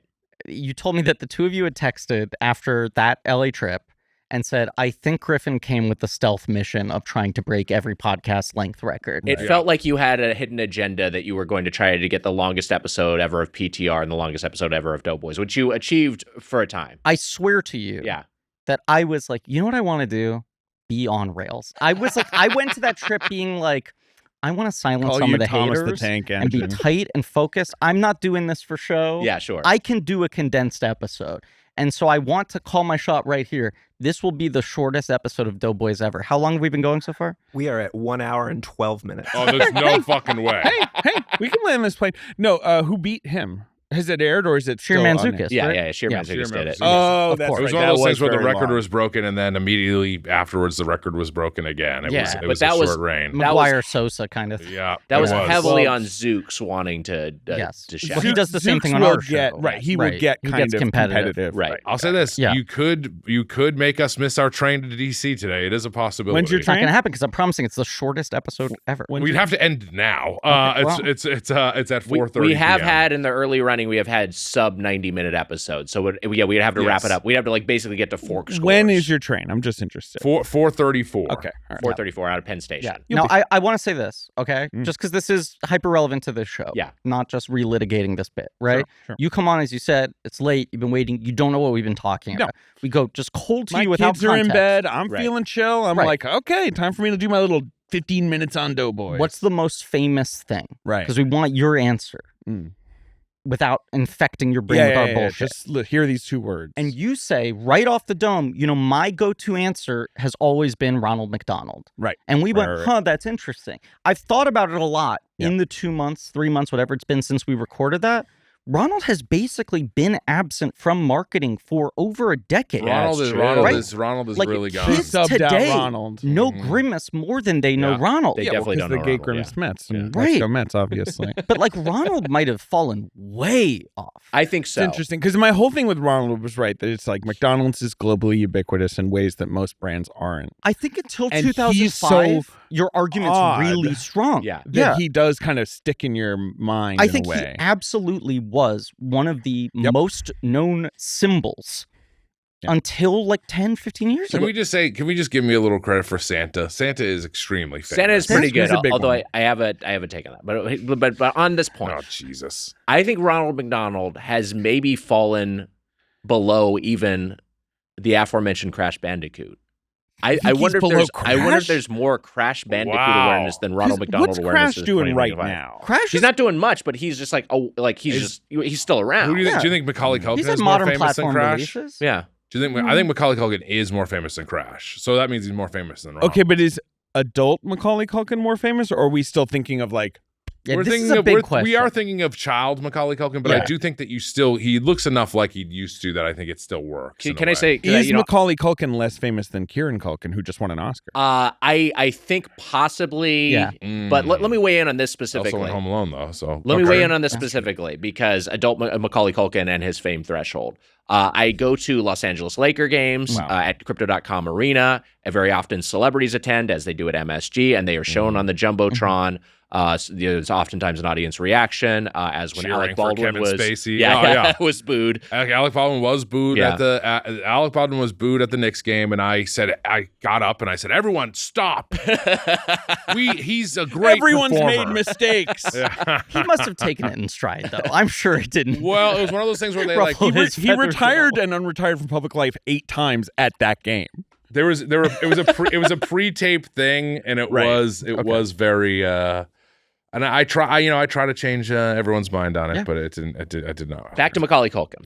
Okay. They're showing celebrities at Crypto.com Arena, and the biggest pop was Jack Black, fresh off of the Minecraft movie. But the second biggest one of the most famous people in the world. Everyone loves Jack. The second biggest pop was Macaulay Culkin, Right. of course, adult Macaulay Culkin. So like people Because love he's Mac. got he reaches back through generations. Exactly. Yeah. Yes. And then also the third biggest pop. This was a surprise. Nush Berman himself, Dustin Hoffman. People love the Hoff. Hoff was there. Hoff. Well, that Megalopolis pop. That's what I'm for saying. him. It's the Nush Berman. Remember, Remember that part?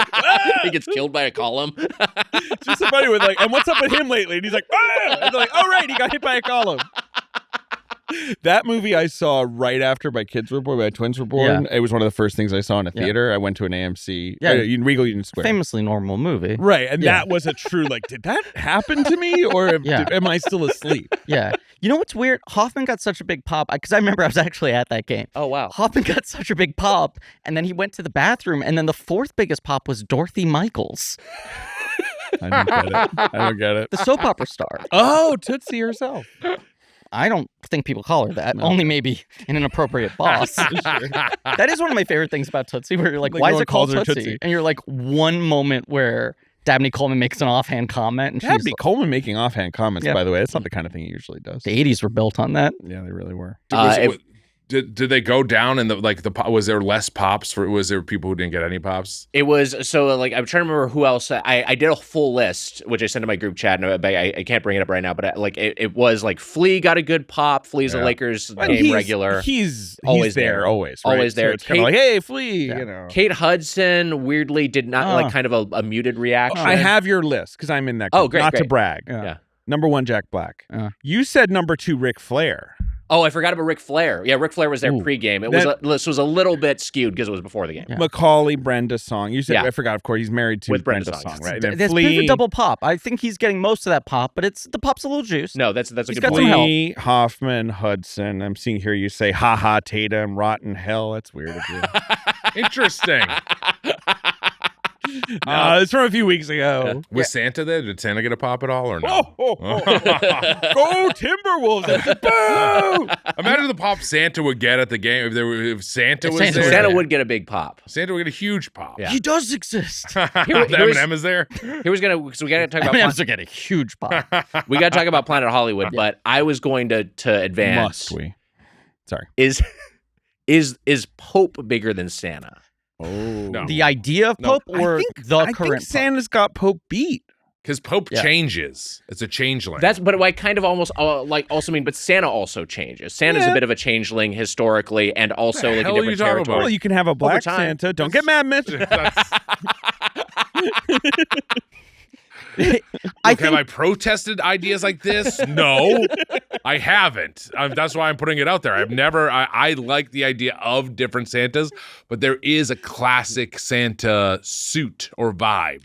I a red suit, white beard. But there's also a classic Pope suit / Yeah, there vibe. is. It's You're picturing the Pope, yes. you're thinking of a kind of iconography. We were talking, a lot of our metric, I think, that we applied was identifiability, right? Like the ability to show someone a representation, have them say it. How far away can they be where you're like, that's Santa right You were talking silhouette test, but I also think like emoji huge. test is kind of a similar, like, what's the simplified graphic version of this? Well, eggplant might be the most famous emoji. Well, let's put a pin in even that. Wait, but I think if you show someone an emoji or like a cartoon drawing of a pope, not a specific pope, yes, and go identify what this is, some people are going to say like bishop. Yes. That's an argument against. But I have another thing that's going to just completely annihilate it's someone of the Catholic Church. What is a huge portion of the world? Children. Yes. Okay. If I show my daughter Santa, that's Santa. She knows that's Santa. true. I show her the Pope, she'd be like, Grandpa. Right. Like, she would just be like, who's this old man? 100%. I also think if you show... No, I have actually trained her to go, enemy!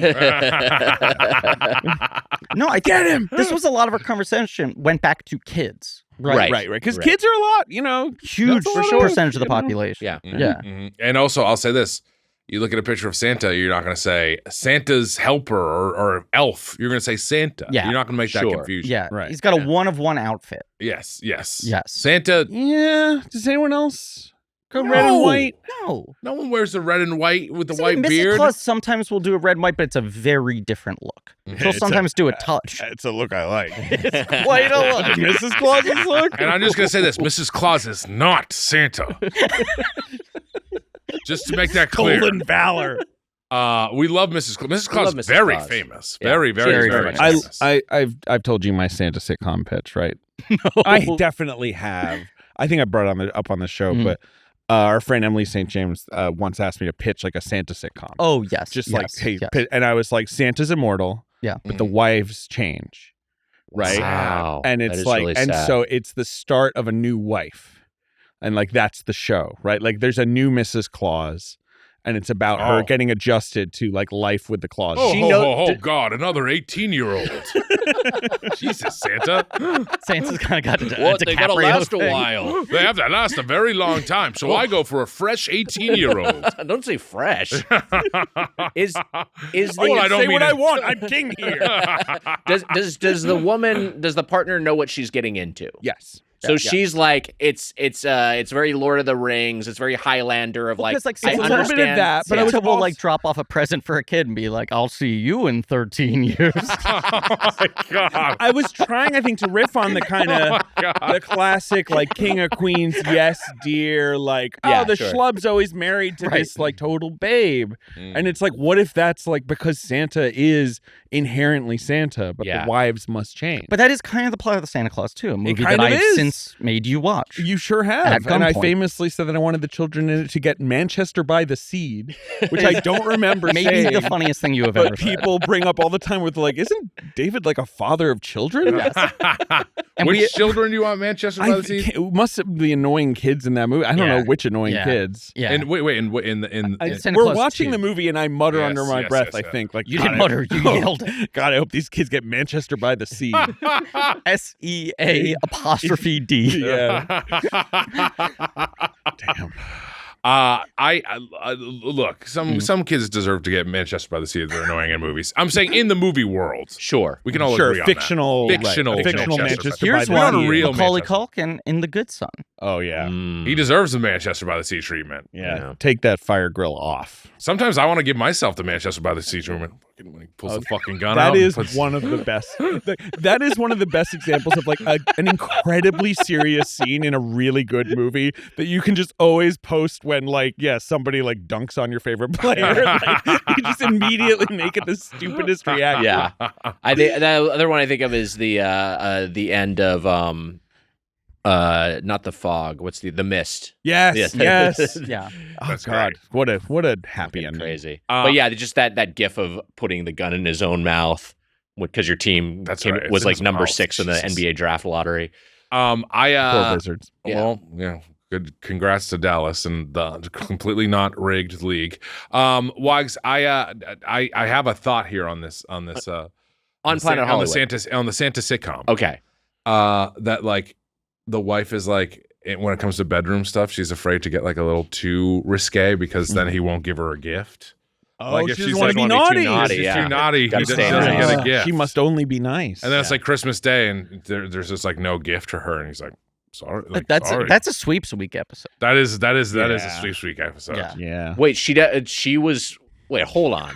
So what's the logic here? She was too she was too naughty. She was too into it. She was too into it. She was too naughty, and Santa says you can't have the gift. You have to have more conventional bedroom taste. Yes, I think I think the dramatic tension of the episode needs to be that she's trying to argue that what she was doing was in fact nice. That's good. And he's like, "You were a little naughty last night," and she was like, "It was pretty considerate, though." Yes. Yeah.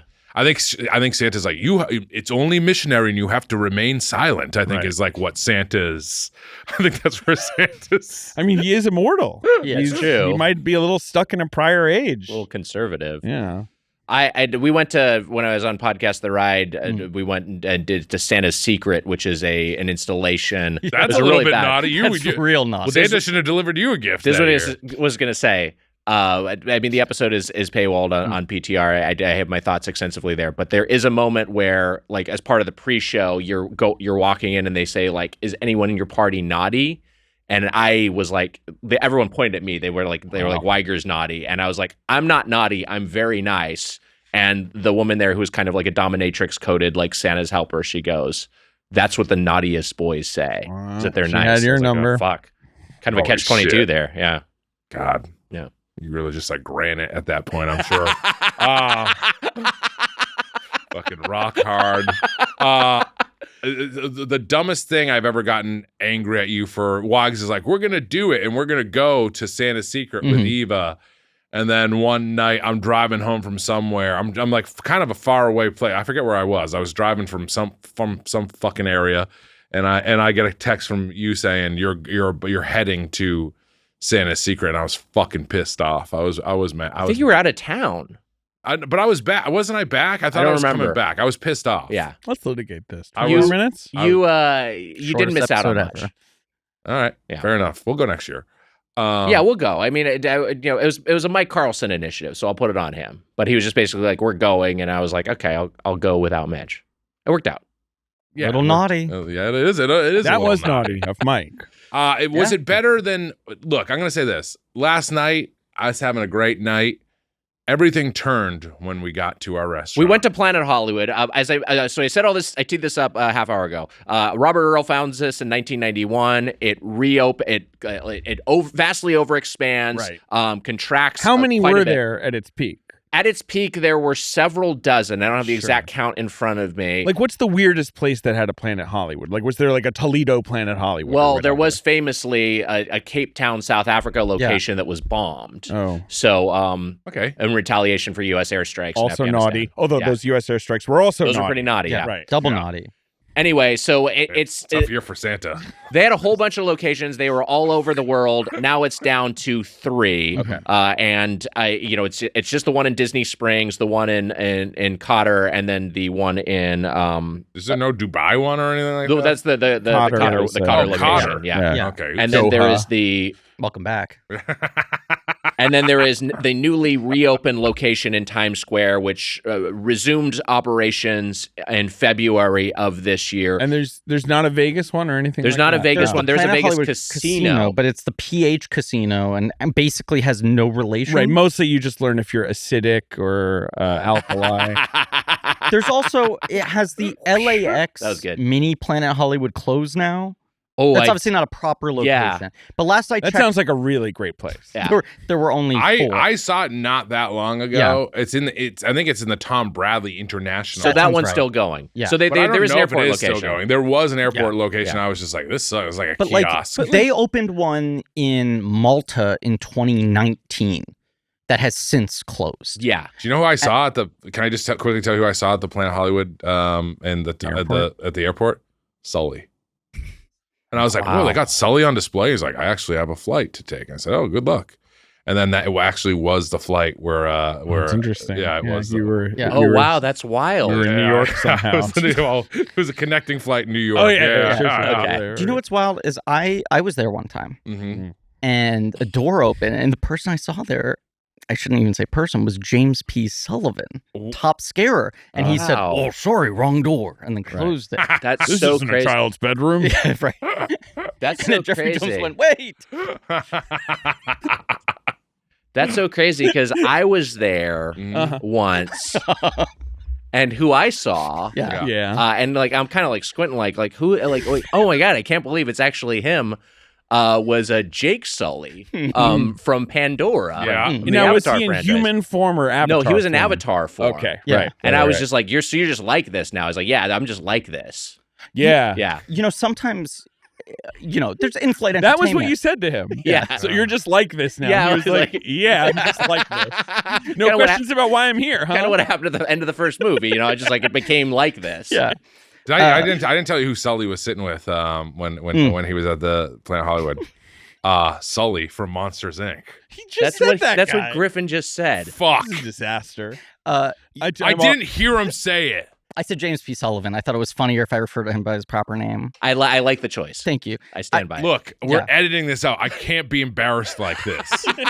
Here's the thing I remember, though, in all seriousness, right? Because there's often good options in in-flight entertainment, but I think a good long flight is a good excuse to like load some stuff up on your iPad Sure. and knock out things on your watch list 100%. and just know you have that. Yeah. And I was flying from LA back to New York, and my flight got delayed many hours. And I was like, what am I guess I'll just watch one of the things I have loaded. And so what I saw at that Planet Hollywood was Tully. Wow. I watched the Jason Jason Reitman movie. Reitman's Wow. Tully. Well, Is it Charlize Theron? Yeah. Isn't that? Yeah. yeah, and Mackenzie Davis. Right, but you could say that I saw Tully. Well, you know who I saw Mm. was I thought it was initially Mark Wahlberg, but then I realized it was him playing the character of Sully from Uncharted. Of course. Oh, of That's- course. You know, right. Yeah. You remember how he was gonna be Nathan Yes. Drake, and then it took so long to make the movie that they Right. were like, "You have to play Sully." You're like hot, young uncle without a mustache. Right. Yeah. Right. Yeah. So that was good. That was good. and then he hit me with some of those great singers he has in the movie. Those And classic he's- lines. Because when you saw him, he probably had the mustache that he gets in the mid credits. Right. Oh, at that's the end right. of the Of movie. course, Yeah. that canonically happened, Yes, and I yeah. remember that movie, and I you went stayed up to through the him credits. And you said, and you're just like this now? Do you know who else I saw with sitting at the table with Sully Sullenberger from at Planet Hollywood? Who was that? The big blue guy from that Pixar movie. Now is this guy furry? Did anyone do that one? That's clean. That's all you. Yeah. I'm browsing the Sully Wikipedia page right now, but we're running low. Yeah, not a ton of Sullys. Yeah. I'm probably missing. Who's the a most big famous one. Sully? Is it Sully Jake Sully? Sullenberger? No, You think Sully I think Sullenberger? Sully Sullenberger because I think Jake Sully Globally? is. Well, Let's go back to kids also. Kids, if you ask yeah, a but, kid, like, they isn't it know. more Maybe it's just like- Monsters Inc. That's Yeah. what I'm saying. Oh man, is it Monsters Inc? It might might be be. Monsters Inc. Yeah, it might be. Certainly. My daughter, again, who should be the test, I guess, for all of this, she knows Sully from Monsters But Inc. does She she doesn't know Sully Sullenberger. Call him Kitty or Sully? She calls him Sully. Okay. Or Monster, honestly. It's wild in terms of Sully crossover. Sully appears I call Sully Sullenberger Monster for what he did to those birds. He should feel ashamed of himself. Sully Sullenberger appears at the end of what is that franchise? It's not Daddy's Home, is it? Daddy's Home 2? Yeah, it's Daddy's Home. Daddy's Home 2. right. Yeah. I with think it's with that he Mark appears in. Wahlberg. Yeah. Right. Right. Oh. Who is, of course, his best role ever was Sully in Uncharted. And now also Great the movie. rehearsal. There's a lot of Sully stuff in the rehearsal, which you probably haven't seen, but it's very, I haven't very seen good. it yet. It's so crazy that Sully's name is Chesley. You know what I mean? Where you're like, And that Sully, we what a call hero. him Sully. Right. And you're like, I wonder why he's called Sully. Oh, his name's Chesley. He must have wanted out of that as fast as Yeah. possible. He's like 2 years old. He's like, you can call me Sully. Yeah, Chesley is not. Chesley? Yeah, Chesley's rough. That's a tough one.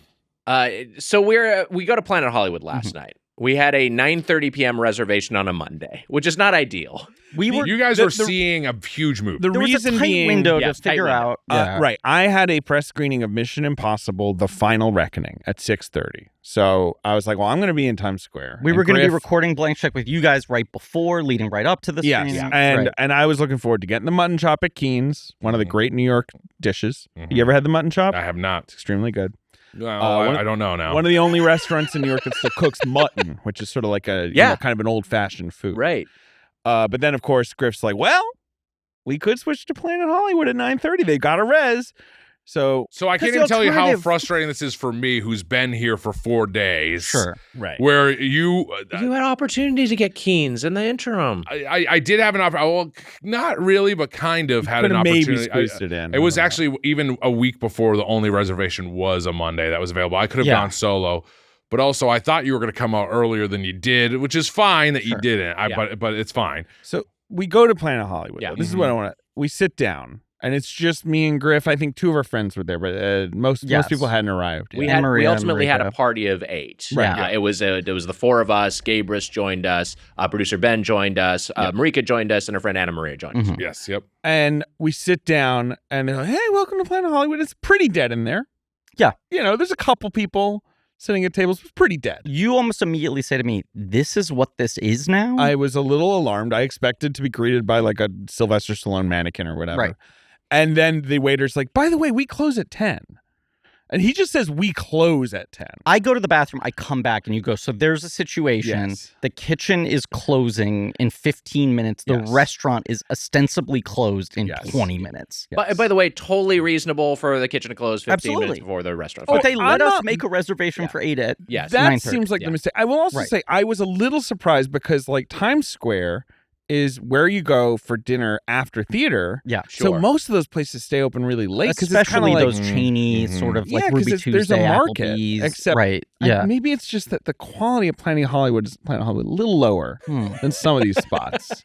So maybe no one's showing up. That's just me telling tales out of school. Sure. I don't know. Yeah. Yeah. Meanwhile, there's just an empty table at Keen's. Where they're just putting meals down on the empty table. And serving ghosts. We were at the Long Acre Tavern. Oh, go ahead, Griff. No, I just want to say, because the other thing in the mix here is there was a lot of back and forth about like what options, are kind of interesting.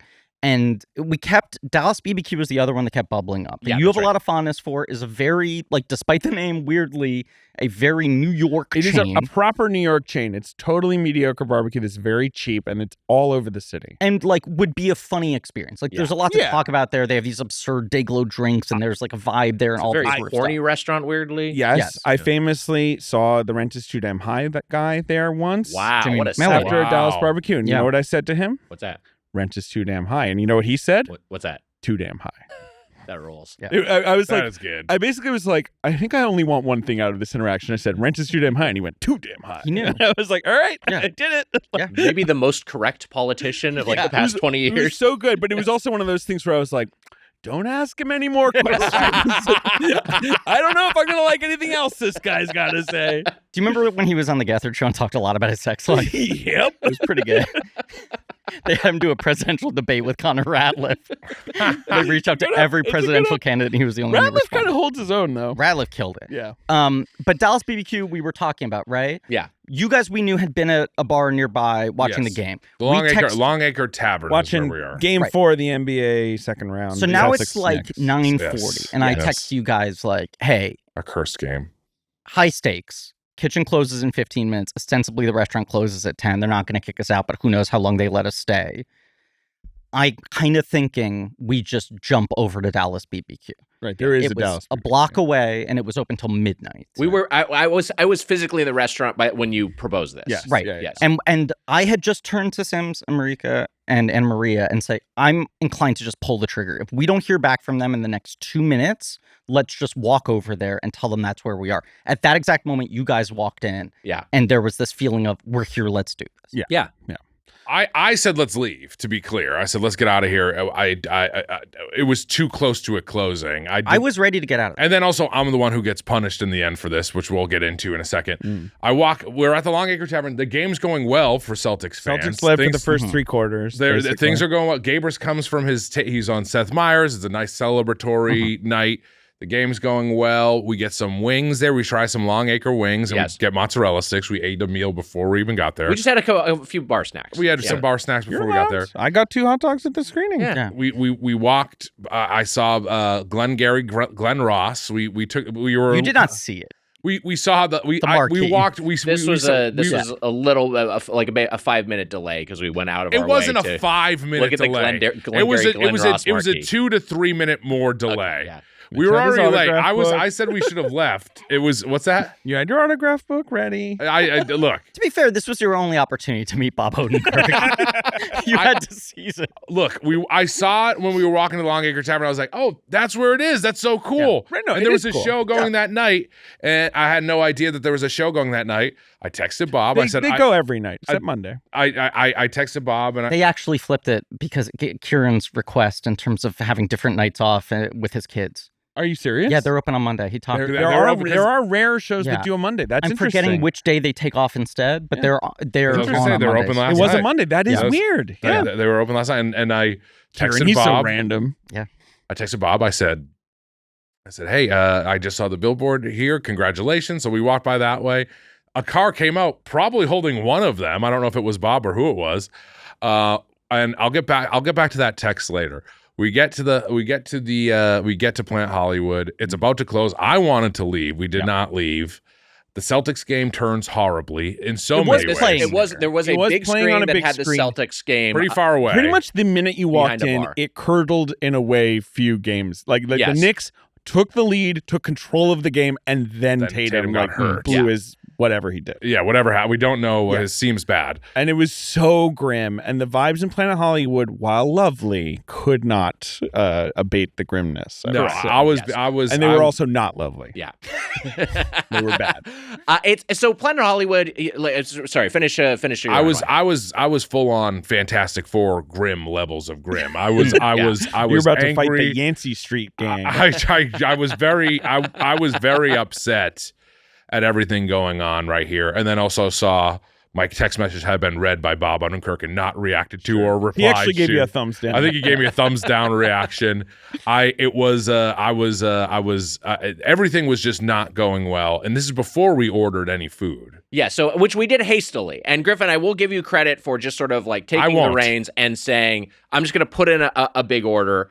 And because we were like, sure. Focus on basically, yeah, exactly. Right. We did get blood orange margaritas all around. Yes. These are made. This was like they basically said. Can we just say the highlight of the meal already? Our server solid. JJ was like, I'm also the bartender. I can make these well. He said, I'm gonna make them for you the way I make them for myself. Right. I think essentially a longer pour. He gave us a sort of like a little bit of a look, and he was like, "You're gonna like the way I make these," and he was not wrong. Basically, the entire table orders a blood orange margarita, which he brings out. Yes, these are made. Can't speak highly enough of JJ. Love JJ. was a real sweetheart, and he had a wicked wit.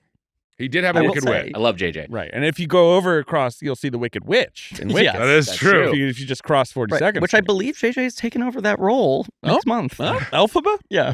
The blood orange margaritas are made with the Rocks tequila, Terramana tequila. So there you go. Wow. And then we also got the. We got to talk about the aesthetics in here because that was the original attraction of Planet Hollywood. Right. Yeah. Now, and so have you guys ever been to like old Planet Hollywood with all the stuff? Yeah, the old school one way back in the day. Sure. And that was like a Hard Rock Cafe. It was basically an attempt to just make a simulacrum of that, a movie equivalent of the Hard Rock Cafe. We've got all like, hey, there's Eric Clapton's guitar that he played the Layla solo on is on the wall. It's the same sort of thing. They'd just be like, hey, there's the leather jacket that Arnold Schwarzenegger wore in Terminator 2, and you can just see it physically.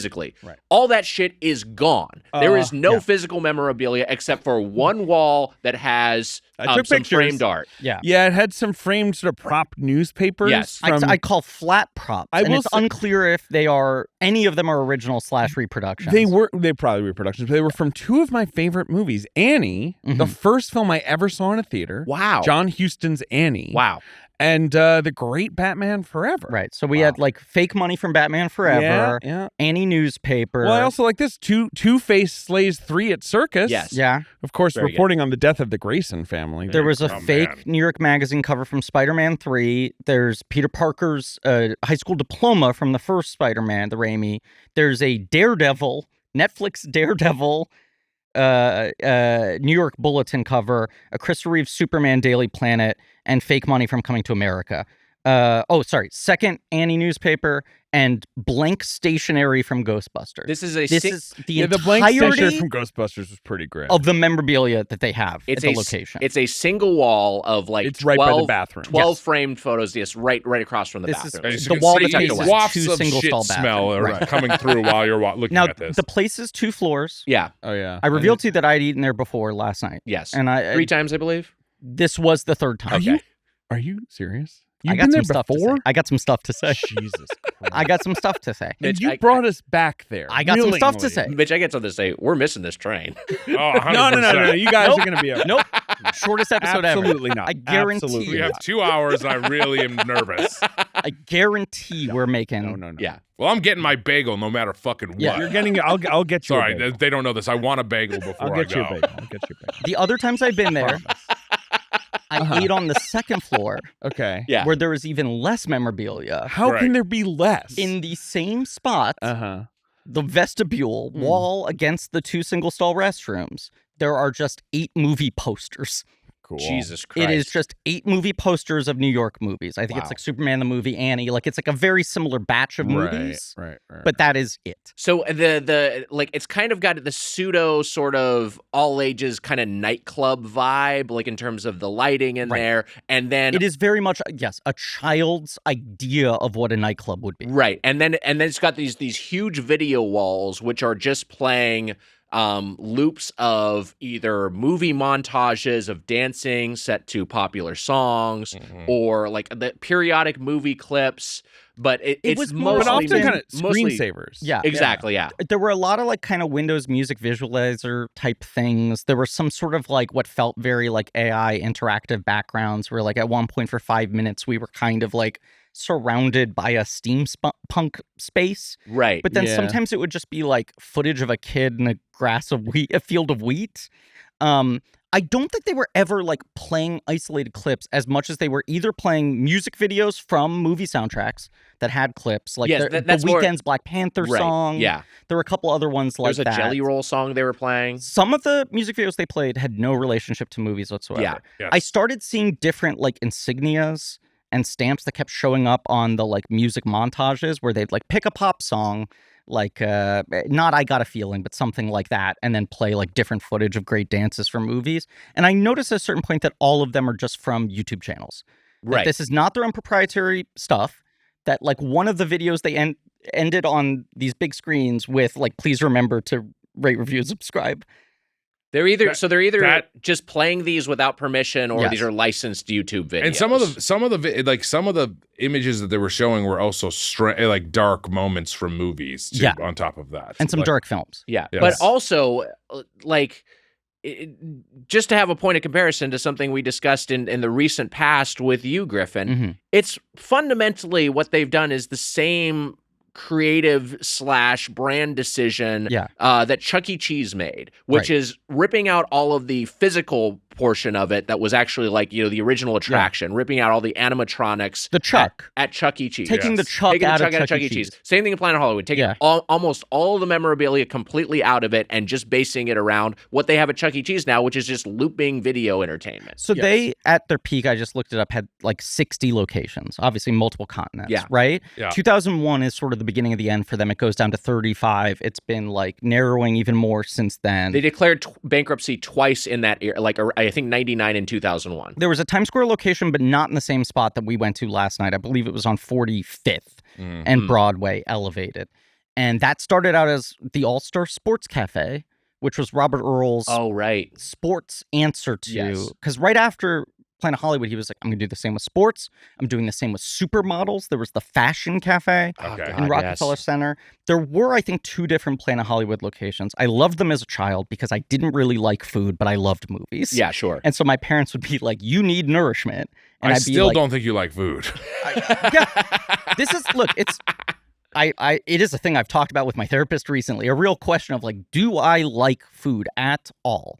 Or am I viewing food as means to an end to accomplish something else? Which is Not probably a keep good way to myself view alive, it. Yeah. But like, is this funny to eat this? Sure. We always are eating at pretty bad places with you, pretty gnarly places with you. Yes. I went into a different section where there was some more memorabilia. I don't know if I told you guys this, but it was like the muffin from Saving Private Ryan. I was like, what's the muffin from Saving Private Ryan? And it was like the pencil from La La Land. I was like, the pencil from La La Land?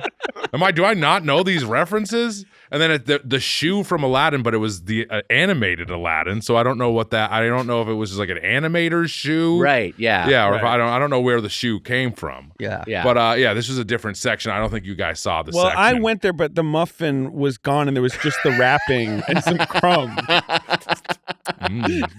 Saving Private Ryan was pretty good. And weirdly, I went back there as well, and the pencil was gone. There were just some crumbs. I thought that was a writer joke, but it's me eating the pencil instead. I stopped by that area too because it was on the way to the restroom. Yeah. And the shoe from Aladdin had a bite taken out of it. And I slurped the laces up like spaghetti, which honestly would have been a better meal than what we ate. Yeah. So okay. So but to my point, just scene, yeah. Right. They had this location that was the kind of classical, exorbitant, filled with memorabilia. That closed. It was sort of like in a weird state. At a certain point, like half of its footprint became a Buca de Beppo, but it was still Planet Hollywood and Buca coexisting. Then I think it closed like right before the pandemic. Sure. And then like 6 months into lockdown, they announced like, we will reopen on the other side of the pandemic with a new concept. And they were like, this isn't going to be your parents' Planet Hollywood. And in those years, the other locations that still have the original theming are all starting to close down. And like 18 months ago, there was a huge Planet Hollywood memorabilia auction that continued to go viral online because people kept seeing. You could buy the naked Sylvester Stallone from Demolition Man, of which they had like 20. Right. So people are starting to realize, a lot of their memorabilia were reproductions. Yeah, of course. That they were taking molds of certain things so that every location could have an endoskeleton. I almost bought the axe from The Shining. This is the truth. I almost bought the axe. I think I said it to you. Fun stuff, and there was so much of it that a lot of it was surprisingly cheap. Yeah. Right. It's like I should have bought the axe from The Shining. It's fucking cool. You thought about it. It was really expensive. Yeah. It was like 10 grand. It was probably way too much money. It was 5 figures. Yeah. It was 5 figures? Yeah, it was. But I mean, a movie, 5 figures. Thank you. But you did end up with the book from The Shining. Yeah, and then I know, and you saw it the next day, and it was crumbs. There was just book crumbs. All book and no meal makes Jack a hungry I also know boy. that I don't know. you were bidding on the shower from Psycho, but there was a no cum policy. So then you withdrew. And you tried your to bid. buy the Exorcist stairs, but you already have too many stairs in your house. I just had to think of stairs. I crab walk down mine as well. When they were selling all the memorabilia, I was like, by crab walk, I mean I'm eating crab, just walking down them. Oh, it's a lot of stairs to go down. I better get some crab. Get some crab. Stair crabs. Still the most famous stairs, movie stairs? Exorcist stairs? Yeah. I think have so. Joker stairs supplanted them? Oh, Jesus. Maybe. Oh, I see. I was thinking two different. There? Those are in the. We could go to the Bronx. You could just climb up the Joker stairs. We should have gone to the stairs. We should have gone to the There's a fucking. Weiger on the Joker stairs. We should have gone Weiger on the Joker stairs. Oh man, if I'm on the Joker stairs, people are ducking and covering. Yeah, exactly. Clear out the neighborhood. A lot of people came over to you while you were sitting there, and they thought it was from the elephant exhibit. Gus Van Sant's elephant. Look, I was thinking of the stairs inside the house, but the more famous Exorcist stairs. Stairs he goes down at the end, which are real. That's in Georgetown. Yeah. You can go climb them. Yeah. We could see them in DC. That's true. That's true. Yeah. But yes, when this reopened, I was like, well, it makes sense that they consolidate their memorabilia collection because they have very few locations of it. Sure, so it'll all be in this one spot. And like, how exciting! They keep saying like, we feel the old concept is outdated. We're going to try something new. But when I get there for the first time and there is nothing, it is astonishing. My immediate thought is, why does this place exist then? Why and why is it? What is it offering? What is the Hollywood aspect of it? So the first time I went, the server said, "Hi, have you ever been to Planet Hollywood before?" And I went, "Yeah." And she went, "But probably the old one, right?" And it was very clear this was a script they were giving, right? Yeah. And going, "Yeah, it's a little different now. The concept is kind of, what if you're in the movie instead of a bunch of stuff on the walls?" And then she looked around to the sort of Windows Music visualizer graphics and then clearly script drop just went, "Actually, I don't know what this movie is." And it immediately fell apart. And I've noticed that the other two times I've been, last night, there was no sort of messaging attempt. like that. Yeah. There was the more sense just- of needing to be like, the concept is. Right. And some of their visuals felt like it was supposed to be like, this is a generic movie environment. You're on the moon or whatever. I genuinely thought that the lights changed at one point, but I wasn't sure if they were trying to kick us out or if the screen just changed. I couldn't tell what it was. But this is like wall-to-wall screens. There's like a giant wrap projections. Yeah. But there's a version with the video installations where they could evoke that. They could be like, hey, everyone's going to be black and white. It's going to feel like a noir for a little bit. Yeah. Hey, we're going to go to, like, we're going to have a big sunset. It's going to feel like a Western. And the music changes. Right. And instead they're just playing generic, like YouTube. I would think playlist. that concept sucks in relation to Eat Next to a Batarang. I agree. But I would appreciate that level of effort, which now is astonishing they won't even put that much in. For sure. I'm not trying to demean Old Planet Hollywood, but doesn't Old Planet Hollywood suck too? Yeah. Okay. So like they made it worse? It was also bad. Already bad. It was also bad, but now it just feels like a cheap cash in on the existing brand when they could make a legitimate nostalgia play. And like like Chuck E. Cheese. It feels like the culture has come back around to it. And there is this like weirdly robust market for vintage Planet Hollywood merch. Right. Like people wanting to buy the old ball caps and the fucking cool. And at some point they changed their logo because they clearly thought the planet was like kind of cheesy. Goofy. And we're doing this sort of pH in the circle that the casino has. Sure. When they reopened this, they were like, we're back to the planet. And it's like Chuck E. Cheese where they know there is nostalgia associated with this thing, and yet we're doing everything else in our power to distance ourselves from any memory you have of what this was. Like, imagine if people are buying like $300 denim jackets. Yeah. Like, imagine if you could come to this version in 2025 and it's like, hey, it's Oppenheimer's hat. Right. You know what I mean? Like we've got like some new memorabilia from the new movies that you love, you know? Like there's a version of that, but then it also has kind of the classic stuff. It has all the 90s nods that we'd expect. I don't know. There's definitely You gestured at me at one point. Were you going to say something to me? What are you talking about? You gestured at me. You went like this, and then you stopped. Just for emphasis. Oh, okay. You all right? It was a Shakespearean type thing. No, I was just getting riled up. I'm just saying that there's a version. I do think Doughboys is very Shakespearean. It is one day definitely going to end with everyone dead on the ground. You said to me at one point last night, you made your point about like this feels very twinned with Chuck E. Cheese and what's happened, them taking out the tactile, taking out the emotional memory. What is this even anymore if you remove that? And I said, Weiger, this is why I wanted us to come here, because you guys have a platform and a responsibility. And I think this place needs to be taken to task. We are movie guys. You are food guys. Yeah. What if we just like had nice food though? Could have gotten like soup dumplings. We could have gone to Keen's. We could have been at Keen's. I'm going to just say it again. And I'm going to review Keen's. We can't do an episode on Keen's. We can have a nice dinner. We don't have to look. What if the episode was just a nice dinner? I would be great. Being like, we had a nice dinner. Look, I would have loved. Something funny would have happened. You would have spilled your soup or some shit. We could still talk about it. Wouldn't matter. Went to Keen's and ordered soup. He definitely would probably get a soup at Keen's. They might have good soup. I understand your frustration because like that's the thing I hate about touring is like I want to be able to enjoy myself, and instead we have to eat some bullshit. You added another bullshit meal onto it. Yes, but I'm just also like, because we're already in work mode, and because we can make this happen. Fault. It is Griffin's fault. Directed all at him. I'm mad at you. For once, you don't have to fight each other. Gaber shows up late and he just immediately goes, I had money riding on the idea that Griffin was going to ruin everyone's night. And I was like, yeah, that's pretty much the bit. I bang that over. Okay. I did like that they with some of the Planet Hollywood merch that they do have like a flat Planet Hollywood that's like updated for like people. That is nice. Yeah. It's not Kyrie Irving. You don't have to have a round Planet Hollywood, which is nice. It is good. Yeah. So JJ was our server, as I mentioned. We got, and also I want to give a shout out to Vinny as well. Vinny's also a up and coming comedian. Vinny had a self-imposed nickname that I don't know if we're allowed to I don't repeat. know. Is anyone here Italian? Mitch is itching to say it. I am itching to say it, but if you're not Italian, I don't. It's Vinny, the G word, I guess, is the Italian slang. I don't think I can say it. Sure. I do want to. You're right. But Vinny was an Italian man, and he was a stand-up, and he was a self-given name of Vinny the. You can fill in the blanks, but that was Vinny's, and Vinny was having a lot of fun with us. And at one point at the end, Vinny came out to us, and it was very sweet.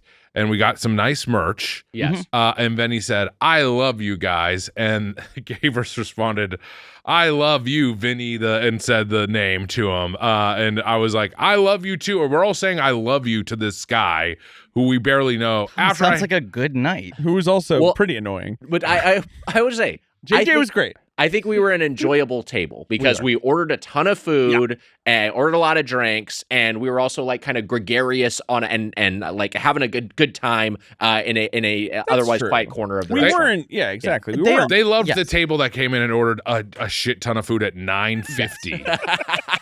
But also, let's acknowledge that they came over and said, heard a rumor there's a comedian at this table. That is right. And we don't know who they met. And they framed it as one, and we were like, are any of us still technically comedians? Yes. Right, yeah. Right. Basically, everyone on that table worked in comedy in some way. Except for, I guess, me. Sure. But even I have a stupid podcast. Gabrus did get noticed for guy code later that night. Laptop. Oh, you're Fuck. Oh, hi. Chris, I'm just letting him know. He's just fucking things up. Yeah, that's good. That's right. Read it off your fucking lap. Read it off your fucking little lap. Just don't tisk me. We're 2 hours in, by the way. Holy shit. Episode. I told you, we're missing the train. Tisk. We're going to miss the train. That's fine. Not. We're missing the train. train. Fine. Mitch isn't going to get a bagel. I'm going to order I'm getting the fucking bagel. So we got a, let me get through the food. Yeah. Walk of Fame High Roller. Mm-hmm. This is like a physical Ferris wheel. Yes. It's a Ferris wheel of apps. When you think of Hollywood, you of course think of the famous Ferris wheel. Just because Hollywood has so much in common with the circus. Right. It's the Ferris wheel. In a way it does. In a way it does. A bit of a, and who's in charge? Clowns. Yeah, that is true. I agree with that, actually. Akin to the wagon wheel sampler we got at Black Angus, this is just like a over-the-top presentation of some standard apps. World famous chicken crunch, blackened shrimp, prime rib sliders, guacamole, buffalo wings. Also came with a separate container with chips. So the chips for the guacamole were not a part of the wagon wheel. I'm sorry, the Walk of Fame High Roller, rather. And the chips were on a plate next to two sauces, but the sauces weren't for the chips. They were for the chicken crunch. So, whereas which the guacamole was on the wheel. The guacamole, you had to reach, which the chips were for, were within the wheel. You had to reach into the air, to the elevation, to dip the guacamole. It feels like the guacamole should have been on the side, if anything. Yeah, but or just don't do any of that. Or just don't do any of it. And just to be clear, the wheel does not spin. The wheel does not spin. No, it's which the is wheel sculptural. sucks. The wheel sucks, and I think all these apps were bad. We also got some garlic bread. We got the nachos grande, which was, I will say, grande. They were big as fuck. Yeah. This was like a coffee table size portion of nachos. It is personally, Mitch, I don't know if you have a different experience, the biggest plate of nachos I've ever been served for the podcast. It was huge. I think yes, 100% for the podcast especially. For them to have height like that is most, I think of nachos more spread out. Tall nachos. It looked like it was the mashed potato the sculpture from fucking Close Encounters. It was, can I just tell you a mountain of nachos. Yeah. When I got the nachos after you, there wasn't a lot of toppings left. You kind of went to little piggy mode. First off, there weren't a lot of toppings on there. That was part of the issue. Okay, interesting. But I did not take too many toppings. But also, I was not the first person to get to the nachos, Mitch. Those had made their way around. Nachos were on our side first. I will admit. Well, I'm just saying that if people came in there, they maybe would have confused you for Babe Pig in the City because you were being a little fucking pig. And you were in the city. I was in the city. And you do have to That's admit fair, to that you were in the city. I was in the city. Right. Oink, oink. Some people might have thought that if they weren't paying attention closely, that you had actually flown into the restaurant via umbrella. Because you had a bit of a Mary Toppins vibe. What? Mary Toppins. What? I'm trying to make it about the movie. I liked it. The movie. I was trying to think of what pig used an umbrella to fly. I was very, but I liked Mary Toppings. Okay. But you were still a little bit of a piggy. Yeah. Akiba Maid War. They're little pig maids. It's fun. Producer Ben Hosley. Yeah, the Ben-Deucer, this was his comment. I transcribed it. He said the nachos looked like someone took a giant, massive shit on them. Yes. They really were pretty. They really were pretty ugly. They didn't taste good either. I mean, nachos are pretty easy. Yeah. What was on top of it? It was sour cream. I don't know. You had all the toppings. Big mountain of guac was on there. Yeah, I'll open up the menu. It is cheddar cheese, chicken chili, pico de gallo, jalapenos, black olives, guacamole, and sour cream. Yeah. It was mountainous and it was pretty unpleasant. We also got an order of garlic bread, which I maybe mentioned. Yep. Garlic bread was okay. Garlic bread was okay. Garlic bread. A couple of items off of the honestly, it wasn't that good. The Planet Hollywood Icons menu. These are things that were from the old school Planet Hollywood. One of them is the aforementioned Chicken Crunch. LA lasagna is another one, which is like a deep fried lasagna, basically. And St. Louis barbecue ribs. Those were so bad. The ribs were I bad. didn't touch those. That's one of those things where you're like, how do you fuck those up that bad? Yeah. So The LA lasagna, which I did like when Vinny brought it out and said, straight from Los Angeles, the LA lasagna. Because, you know, we're from LA. It's like, hey, that's fun. A little bite of home. You asked me why I was Did it warm the cockles of your heart? You asked why I was so insistent on us going here, and it was out of consideration, empathy for you boys. Right. You're in away New from York, home. the big scary city. You might be homesick. I'm trying to center It was you. helpful for that reason. I agree. Also, I saw Garfield was at another table and he was eating the LA lasagna. I thought it was really cute. It was crazy because it was a Monday. It was Monday. Yeah, it was a Monday. And he hates Mondays. Yeah. Well, I think this is probably a little pick-me-up. Yeah, the long that's a great Monday. It's point. like, I'm going to treat myself to some LA lasagna. Also, he's with Sydney Sweeney.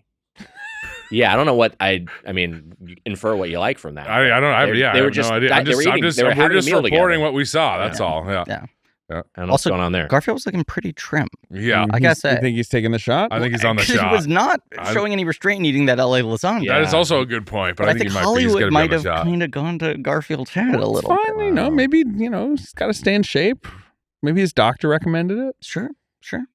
The chicken crunch, the world famous, in classic Planet Hollywood, was advertised as. Oh, yeah. Sorry, I actually did. I walked by Garfield's table and I saw that he was on a Meow-Jaro. That's wild. You saw that, huh? Did he have, Meow-Jaro. You like had the prescription out, you read it? Yeah, sure. That's wild. Well, hey, good for him. Whatever people want to do. I went to a different table. Oh, interesting. I didn't see anyone at Planet Hollywood. We're just gonna miss the train. Go on. What was at the other table? Missing the train. Odie was there. Okay. And he was eating the nachos. Wow. Okay. Yeah. And he went, I think it was sort of translated underneath him because he was only speaking in barks, of course. Sure. Yeah. But it was translated underneath. I asked for human food. Wow. And he was there with Kaya Gerber. And if you do miss the train, I want you to really reflect on that while you're on it, while you're on the platform at Penn Station. The LA is that all we had? Is there anything else? No, we got a baby. What's the next? We got a baby Gem Caesar salad. We got cheeseburger. Yeah, that Caesar salad was all right. That was the best thing we had. I agree. The Caesar salad. I thought the Caesar salad was actually kind of bad. Still, it was still kind of bad, but it was okay. It felt like a thing that you could get at an airport and be like, "Hey, that was a serviceable salad." Sure, which is whatever. That's the. In comparison to everything else, I think it was a standout. The cheeseburger is a 8-ounce beef patty with melted cheddar, onion, crisp pickles, signature sauce, served on a toasted brioche bun. A reference, of course, to one of my favorite movies, Saturday Night Live. This cheeseburger, look. Well, hold on. Hold on. You cannot do this yet. I have to tell my story. Okay. Also, I want to say that when I walked by Odie's table, I did see some Bone Zempic. I think it was worth it now because I will admit that I failed. It was good. But Mitch saved me. My brother had my back. Yeah, that was good. All right. Oh my god. So I did see some Bone Zempic, but I will say this. I need to start off by saying one of my first bites was from that fucking stupid Ferris wheel of food. Yes. And I took a bite of a chicken tender, which everyone was raving about. World famous chicken crunch. And it was one of we had 2 wheels, and it was one of those things where immediately I was like, this tastes like raw chicken. I showed you, Wags. I said, does this look undercooked to you? You said, yes. Yeah, it did. And it looked undercooked. And look, this is what happens when you're rushing the kitchen. There's 10 minutes till the kitchen we closes. rushed them. Right. Yes. Our chicken tenders did not look undercooked. Our side of the table, very well cooked. We all took bites and went, this might by default be the best thing. It's not I like didn't love exceptional, but I think fine. Hasley, Gabrus, Marika, and I were all kind of like, these are not bad. In the old days of yore, surrounded by memorabilia, that was always sold as Captain Crunch breaded chicken tenders. Right. Yes. It does feel like they have lost whatever agreement they had. Oh, so now the name has switched to world famous Chicken Crunch, and it has some descriptor that sort of alludes to Captain Crunch but doesn't say it. I thought they were okay. There's a little bit of almost candy coating on there. There's a little sweetness to it. The LA lasagna is my favorite dish just because I'm like, if I'm gonna eat here, Yeah. give me absurd dog shit. Right. Like, give me I would something agree. that is like structurally silly and like over the top and like a bizarre big swing of a like. It was something. Yeah, It's like lasagna tubes that are deep fried. It was one of my entire- favorite. That was one of my favorite bites of the night. I had fun with that. I think it does what it is promising to do. It's kind of evoking like like an eggplant parm, a chicken parm, or like a toasted ravioli, the kind of thing of like, hey, with this crunchy texture is coexisting with a marinara sauce and cheese, and it was fine. It's fine. Also, yes, it being over the top, at least it feels like there's some sort of gimmick being played here, and that's a classic from the old menu. But there is such a lack of like even trying to fucking name the menu items. Yeah. Put any effort into something sounding like Hollywood or sounding like it's out of a movie or being a movie reference. You have like cheeseburger. There was a salad that was called the Hollywood Bowl. Yeah. But most of it, they're just like spicy rigatoni. Fuck you. We did get a spicy rigatoni pasta. I don't know if that was a movie reference or what the deal was. It reminds me there's a Sopranos like themed food truck that's sometimes in LA, and I've seen they've got Sopranos themed sandwiches, and I was like, oh, okay, they'll be like, whatever, the Dr. Melfi or something. But it's like, no, it's none of that.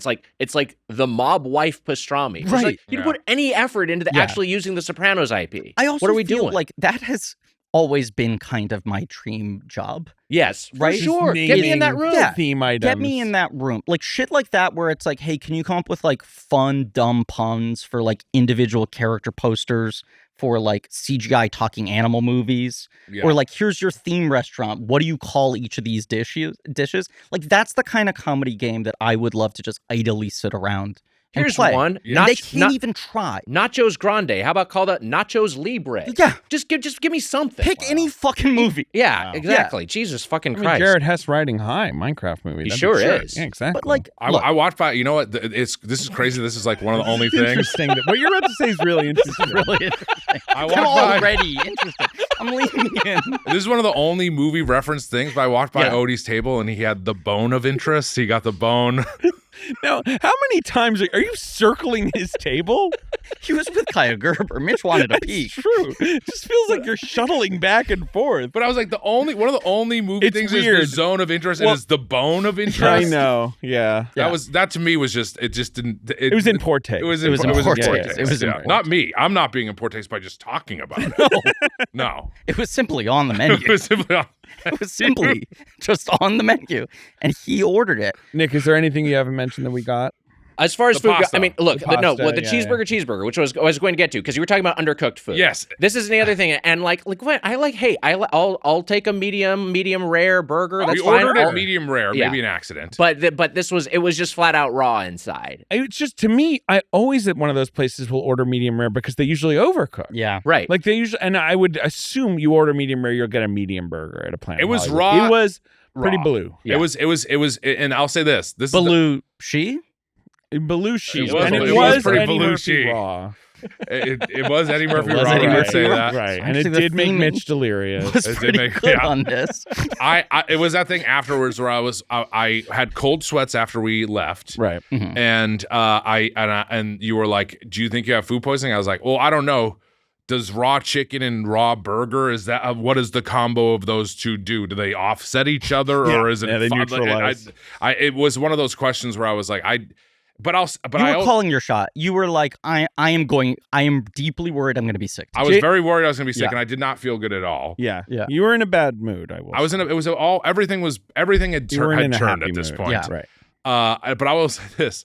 Sadly, the burger did taste decent. It was one of the things where you were like, Yeah, if this it wasn't wasn't so undercooked, Just cook it a little more. I would have liked, and I was eating the edge of the burger to The get fries around that. look kind of bad. The fries were I didn't bad. eat They were those. like chip sort fries. of chippy fries. Yeah. The rigatoni vodka, Yeah. I thought was just, at least the LA lasagna had something to it. Yeah. This was just a really boring Vodka sauce, execution of not it. bad. Well, that's With also, it's like some burrata piled on top. Carbone, the impossible to get into Fuck. restaurant in New York. Yeah. They have like the spicy rigatoni. Like Sure. that's their thing. Right. Yes. Don't just do like some famous New York dish at Planet Hollywood poorly. Right. And a Like big do glob, LA yes. food or a whatever. big glob of burrata, which is burrata's good, but it was like a cold blob It of was We're also burrata. like, that come was on, a guys. sad Like, burrata. Yeah. Who are you kidding here? Yeah, Yes. right. You're not This isn't going to be high quality. No, this is from No. Trader Joe's. Just Right. dumped on it. You don't have like Furio back there. You remember No. how Furio used Oh, to yeah, make the of mozzarella? course. Yeah.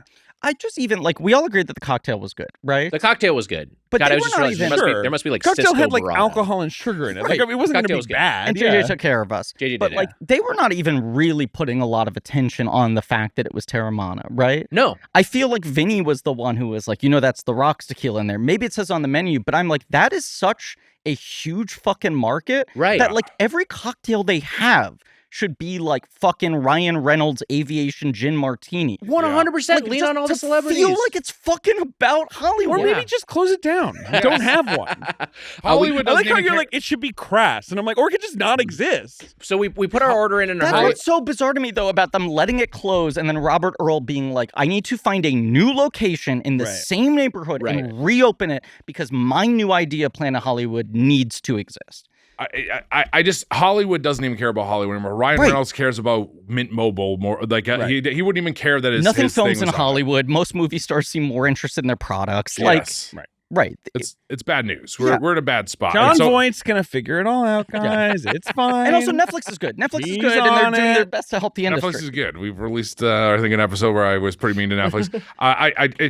The state of Hollywood matches Planet Hollywood. But what you were gonna say, I like this take. That's the truth. But you said you were gonna say we put it in our order and go on. We put in our order in a hurry, and someone asked, "Do we also need to put in desserts?" And they was said me. yes. Yes. Mitch asked. So we did also put in the brownie sundae martini and the candy bar sundae, which also came in a martini glass. Wait, there were two different ones? There were two different ones. They were indistinguishable. I think they might have given us. Accidentally gave us two. They might have given us two brownie sundae. They were in martinis. like a comically oversized martini glass. But I will say, when I looked at the pictures on the menu on the website, they looked similar. So it's possible they were two distinct. So was ones. the you other had ones to go through like so much whipped cream to get to anything. You would have beneath. needed like a 20-inch long spoon handle Yes. to get anywhere in there. It was Yes. like you kept just taking bites of whipped cream. Yeah. And it was like a specific section of the menu that was shareable desserts. And Gabrus immediately said, this is one of the least shareable items I have was ever not heard. 100%. Big It was pile not. of ice cream. That was elevated also, so you had to like fucking do that. So was there candy bars in the bottom of the other one on the other end of the table? Is that what it was? Not that I noticed. I don't think so. Just felt like vanilla ice cream down Yeah. there. They seemed identical. And I put my whole, I was up to here. My whole hand.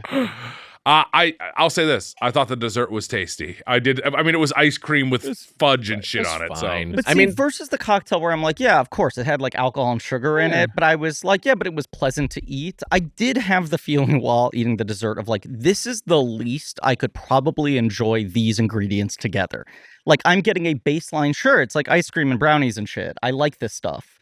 And also, the gimmickry right, isn't yeah. doing anything. No. Like it's like you're not getting anything from the decor, from the aesthetic of the establishment. So we toasted the big martini glasses together, and that was very funny. That was and everyone fun. laughed. that is fun. But We you got are something out Sort of of that. fun. But you're comparing the overall experience to like that just makes me think like I'd rather even just be in a TGI Fridays, just be in a Chili's where that feels like it's a little bit more distinct to them, and also the food would be better. A Chili's dessert would be better than the dessert you get here. So everything, the Celtics lose. Tatum is hurt. The foods, I've eaten 2 raw things that shouldn't be raw.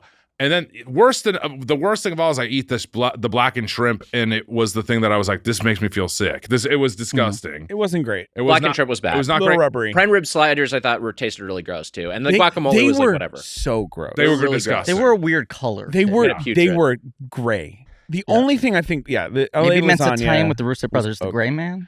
Yeah, that's what Maybe it was. That's Maybe it what was the gray man. Right. And also on top of all And they this, also cost $240 million. It was crazy. oh yeah, I But you're know. sort of like, I don't see where that money would have went.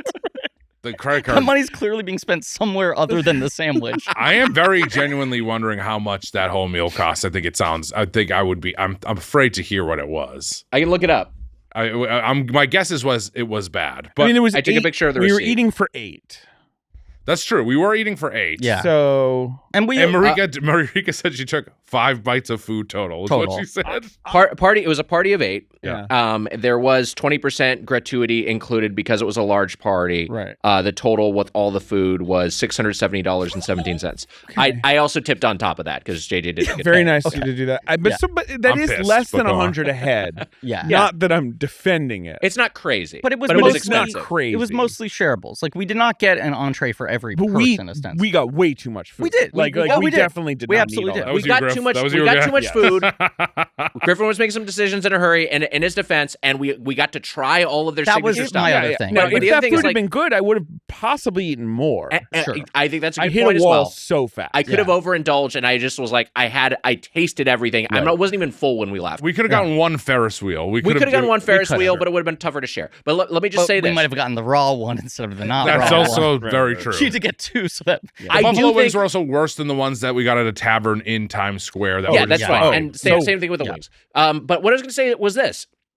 I think this is what the experience is. I think you're more likely to go with a larger group of friends and over order. Yeah. And from that standpoint, it's completely under delivering. Totally. We're having what approximating an actual Planet Hollywood experience. Like, oh, this will be a fun night out. We'll go to this fun place. We'll kind of enjoy this sort of environmental, experiential dining thing. Yeah. And we'll order a whole bunch of food and we'll kind of overindulge. How's that? And then you do that and it's just like, this all fucking sucked. This was horrible. What a waste of a night. Yeah, and their social media, they've been, since this place reopened, they've been really pushing like events and like happy hour, but also like themed nights. He said that the entire, JJ told me first off that he said they're packed on weekends, and he said that the entire top floor now is all for private events. Right. Yeah. Oh, so they don't do any service on the No, top floor. just for- Because that's just the for other private thing. I was going to say, it does feel like, Who meets there? Like the Church of Satan? no, they do like fucking, I mean, seriously. but like they, It's just like, yeah, actually, the world's evil is centered they are like here. We renting it found as like a weird party space for Yeah. bullshit with like bad DJs. And Sure. like, you know, in a certain way, I do think not that it's like a money laundering scheme, but like to some degree, like this place being a restaurant might kind of be a loss leader Sure. for it being a place for people to hold tacky parties. Yeah, maybe. I gotta say this: we have to get to our final thoughts, or else we gotta enter the train. Should Ethan I Hunt put style. your bagel which- order in for pickup? Yeah. Maybe yes. Yeah, is I'll this do it. is the place nearby? Yeah. And I should get an everything bagel, right? Whatever you want. I think I'm gonna get an everything bagel with cream cheese. Wags, what are you gonna get?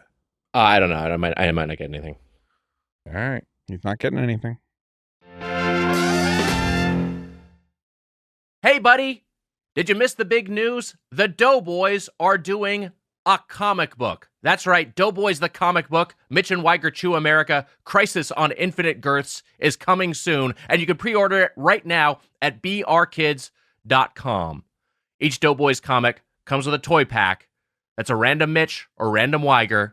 You don't get to choose, but you do get to choose what you want to do with it. Wink. These comics are legitimately the most excited we've been about something at Doughboys in a while. The writer Alex Fearer and the artist Fred C. Stressing have done an incredible job. I mean, just look at this thing. You can see some of these pages here. And hey, I know somebody who's already enjoying it. It's a really, really cool thing that exists that you can own. And we'd love it if you would order yourself a copy. So go to brkids.com. Check out Doughboys, the comic book. We'll see you in the funny pages. The not so funny pages. Okay. We need to get to our final thoughts. Yeah, here. we do. How we enter the train will it be like Fallout? Or no, sorry, 7. Dead Reckoning. Will it be like Dead Reckoning? Oh, yeah, Or will it be sure. like 1? Oh, Mission boy. Impossible 1. Sure. Who knows which way, but we're not going to make it. We're not going to have time because we need to end this episode. Yeah, that's what I'm saying. Yeah. Shortest episode ever. So, Griff, would you like to start? Yeah. Hold on. Let me. Oh, there's set this up. more? No, I have the way that I set this up. We have we get our final thoughts. We say our fork scores. But first off, I do want to say, Planet Hollywood had its grand opening in New York City on October 22nd, 1991. So let's play the box office game for that week. Hell yeah. Okay, let's maybe actually Number text one, Emma and see number what the later one in train its options first are. week. Uh-huh. God damn it. A comedy. Say from the New month Li- again. Month and the week. October 25th, 1991 is the weekend. A little spooky. Okay. The I'd first agree. week is a comedy it opening Okay. from New Line Cinema. There's a comedy sequel. It's a New Line 1991 comedy sequel. Yeah. 1991, and I assume New Line would have released New the Line. original as well, but they were pretty fresh as a company at that point in time. They were the house that Freddie built. They were more of a horror So they're thing. only a couple years in. It's a New Line comedy sequel. Same stars reprising the roles? Yes. Yeah. Okay. It's not like Weekend at Bernie's 2. It's not Weekend at Bernie's Great 2. guess. Thank you. It is a good guess. New Line comedy sequel. Can you tell me something about one of the stars of the picture? This is a duo. This is a famous Oh, it's duo. House Party 2. That's right. House There Party we 2, go. correct. Wow, of course, good job, kid Griff. and plane? Griff. Yeah, That's yeah. great. Of course, right. that was one of their big franchises. So you want everything with plain cream cheese toasted? Yeah, what do you think? Yeah, toast it. Do you think what type of cream cheese should I get? Should I get scallion or should I do scallion? Scallion's good if you want. Yeah. Yeah. I'll do scallion. Sure. Yeah. That does sound good. They have a sesame? Can you do sesame? Of course they do. What if they were like, nah? I don't know. Yeah, I don't know this place. Why, you want one? I'll do sesame. You can put some scallion on it. Yeah, Yeah, why not? Scallion? Yeah, why not? Oh, it looks like you got a little fucking excited over it. Number there, yeah. 2, also in its first week, is another comedy. This one is targeted more at families. It's more of a family comedy, but it's a first. Yes, it's from Warner Brothers. 1991. 1991. It's a Warner Brothers family comedy. Do you want the director? Yes, please. Director is John Hughes. Oh, geez. Oh, in 91. Is it Curly Sue? It is Curly His Sue. final not a bad film. movie. His final film. You guys want any drinks or anything? I'm good. I'll probably just raid the Headgum kitchen. What do they got? They got something good? No, let me see. Probably nothing, but. Number 3. This is in its second week. Okay. This is directed by Norman Jewison, Warner Brothers. 1991. Norman Jewison. Norman Jewison. What is Is this it? an Oscar player? Not really. Is it the DeVito one? Is it called It is. Other People's Money? That is Oh, I've correct. It seen is that movie Danny with DeVito Gregory- in Other People's With Gregory Money. Peck. Yeah, I've never seen it. It's all right. Yeah. Number 4 was an Oscar play in its 6th week. Okay. This was a This was a 90. Oh, no. It's an early. Okay. It's running for the 92 Oscar. How about I Yes. get you a classic black and white cookie? I love that. Send you out is- the door. this is from with a classic TriStar. NYCA. Uh-huh. Directed I by love that. Terry Thank Gilliam. you. The Fisher King. It is The Fisher King. Good movie. Wow. Yeah. And number Yeah. 5 in its 3rd week is a Gary Marshall picture released by Paramount. Gary Marshall Paramount in 1991. So is that Pretty Woman? Or is that It's no, not 99? Pretty that's, Woman. That's a Touchdown picture. Oh, of course. And that was 90. So this is his follow-up to Pretty Woman. There are some huge stars in this. It is a two-hander. It is a romance. Is it Frankie and Johnny? It is Frankie and Johnny Pacino. starring Pacino Al and Pacino Pfeiffer. Michelle Wow, Pfeiffer. Griff. Two of our best peas. That's Great why you're the job. king of the box office That is so game. true. Rest of the top 10, The Butcher's Wife, Little Man Tate, Deceived, Ernest Scared Stupid, and Ricochet. Ernest Scared Stupid in theaters. Wow. All right, let's get to our final thoughts. So, wasn't Beethoven like 6 the one where it's a man instead of a dog? Yeah. That might not make sense, but it will. But your kids will love it. You know what's I was watching Beethoven's 12th yesterday. Mhm. He was looking really trim. And then I noticed he was chewing on some Bone Zempic. Feel delirious. I actually heard this is kind of like I shouldn't know this, but Yeah. like we have the same like I know we have the same vet. It's a small industry. Yeah, Wait, and you go to the same vet? yeah, I go to a vet. It's cheaper than going to doctors. So like I was like, hey, Beethoven's looking really slim. He must be on Bone Zempic? He said no, he's actually on Zepbone. We're 2 hours and 25 minutes. Shortest episode. All right, so we'll get to our us final 29 thoughts and our fork scores. Griffin, this was your adventure. Yeah. Your thoughts, your fork score from 0 to 5. Yeah, so here's my thing. Right off the bat, full fork docked for lack of movie memorabilia. Sure. We're starting Okay. there, right? Like immediately. Uh-huh. I'm not saying that's the full amount we're going to dock them for Do that. you guys do negative forks? Does You that can, yeah. happen? You can Sure. 100% can do a Right, okay. negative fork. It didn't make me as sick as it did Mitch. And yet, I was telling Mitch, I couldn't really sleep last night. My body did feel weird. So that I'm docking another fork for that. Okay. Right? I think it is this place has no reason to exist anymore. Yeah. Right? It's like even there are so many similar kind of like Ruby Tuesdays, Applebee's, Olive Garden, sort of sit-down chain, overpriced, sort of like touristy pre or post Broadway show restaurants that even if the food is slightly better or slightly worse, have their thing they do in terms of like kind of the focus of the cuisine. Right. Which Planet Hollywood does not. So when the theming is removed, what the fuck is it Yes. anymore? And New York Post recently reviewed this place, and their food critic, who's very esteemed, New York Post, famous for their food reviews, said Sure. the twist, the food is shockingly good at Planet Hollywood. Now, I think he was using shockingly in a way similar to how I described Joe Piscopo's performance in Johnny Dangerously recently. Shockingly good in that I expect everything involved to be dog shit. Yeah. And there are some bites you can have that are serviceable. But also, you could have better bites going to like a fucking bar and getting mozzarella sticks. Yeah. Or going to like Panera. Or just Or like go to licking a Applebee's. subway Yeah, sure. station floor. I mean, Yeah. you know, And just go see Pizza Rat. Yeah. I think this place is like one fork. Yeah. Yeah. I think 1 fork is fair. Sims, your thoughts, your fork score. I'm basically starting at 1 fork, and Yeah. I'm trying to think, like, is there anything you anything that Yeah. I, you know, can give a sort of charity halftime or something like that? Like JJ was nice. The LA lasagna never And quite JJ had was any. nice. If they was promise nice. that JJ did every location in the new Had a rebranded Planet JJ. Hollywood had a JJ, then it's like, okay, but we got lucky.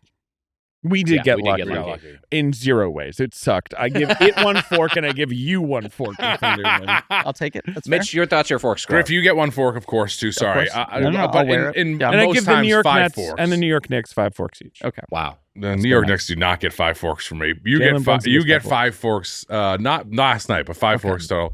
I do want to say that we also went to the bar. What was the bar called? Jimmy's Corner. Jimmy's Corner, which I maybe made some bad calls last I night. had a good Quiet time. night. It's a Quiet lovely night at Jimmy's place. Corner. I had a good time at Jimmy's Corner. Jimmy's Corner, here's the thing. Legitimate dive. I Yes. love actual dive Right. bars. It is a real Hell's cheapest Kitchen drinks still in New has York a City. few literal dives. Not it a seemed not- like a bar that stayed open through COVID. Is Yeah. the type Yeah, of bar for sure. it seems like. And it- Yeah. and it Hey, was let not- me see a vaccine card. Looks good. Come on in. Some guy's like flashing nothing. It was not the gentrified like No. approximation of it. It was an It's a actual real grimy deal dive. slice of New York Yeah, history. with just Yeah. and everything was, you know, like the men's room in there was like out of a condemned middle school. It was great. It was Right. exactly It's the actually kind of the Port Authority men's room. yeah. We share it. it's what I want from that sort of experience. I had a great time there. It's a very Even though- narrow bar, and I wasn't really thinking when I was like, let's march in here with John multiple Gabris. giant podcasters. There was a big guy in there who was a blank check and a Doughboys fan. Oh, that's right. Behind bar or just No, there was a hanging out? customer At the there. bar. There was a customer there who was a fan. I thought he was booing me because I was wearing a Celtics hat, and he was saying spoon. Yes. That's what was going on when I was like in He there. said to me, my experience with this guy, who was lovely, real quick, was he said, I was like, I love Doughboys. Mm. And it was a tight He was space. So I great. just kind of touched his shoulder. I was like, oh man, thanks man. God bless you. Mhm. And then the guy next to him goes to me, God bless you. Who's fucking saying God bless you? Like this fucking New York guy giving me shit. That's a real Jimmy's Corner experience. There was another New Hey, I York. got a problem with you now. There was a New York guy who saw my Celtics hat and seemed to be circling me like a shark at one You point. turned it backwards. I turned it backwards going in because I Yes. just like didn't even want to hear anything Yeah. about it at all. Yeah. And then I turned it around and there was a guy who was like, "Look at that!" And he was with his friend and he was a fucking little twerp. I should have whatever. It was fine. yeah. And also there was one New York guy who I loved when we were walking in and walking sideways down the aisle. Crab style. At we were walking crab style. Yeah. And there was one you guy, had crab. and I did have crab, and there was one guy, there was one New York guy where I was like trying to get through, and there was like another guy just standing out, and he's like, "Just fucking pull it into me, dude," and I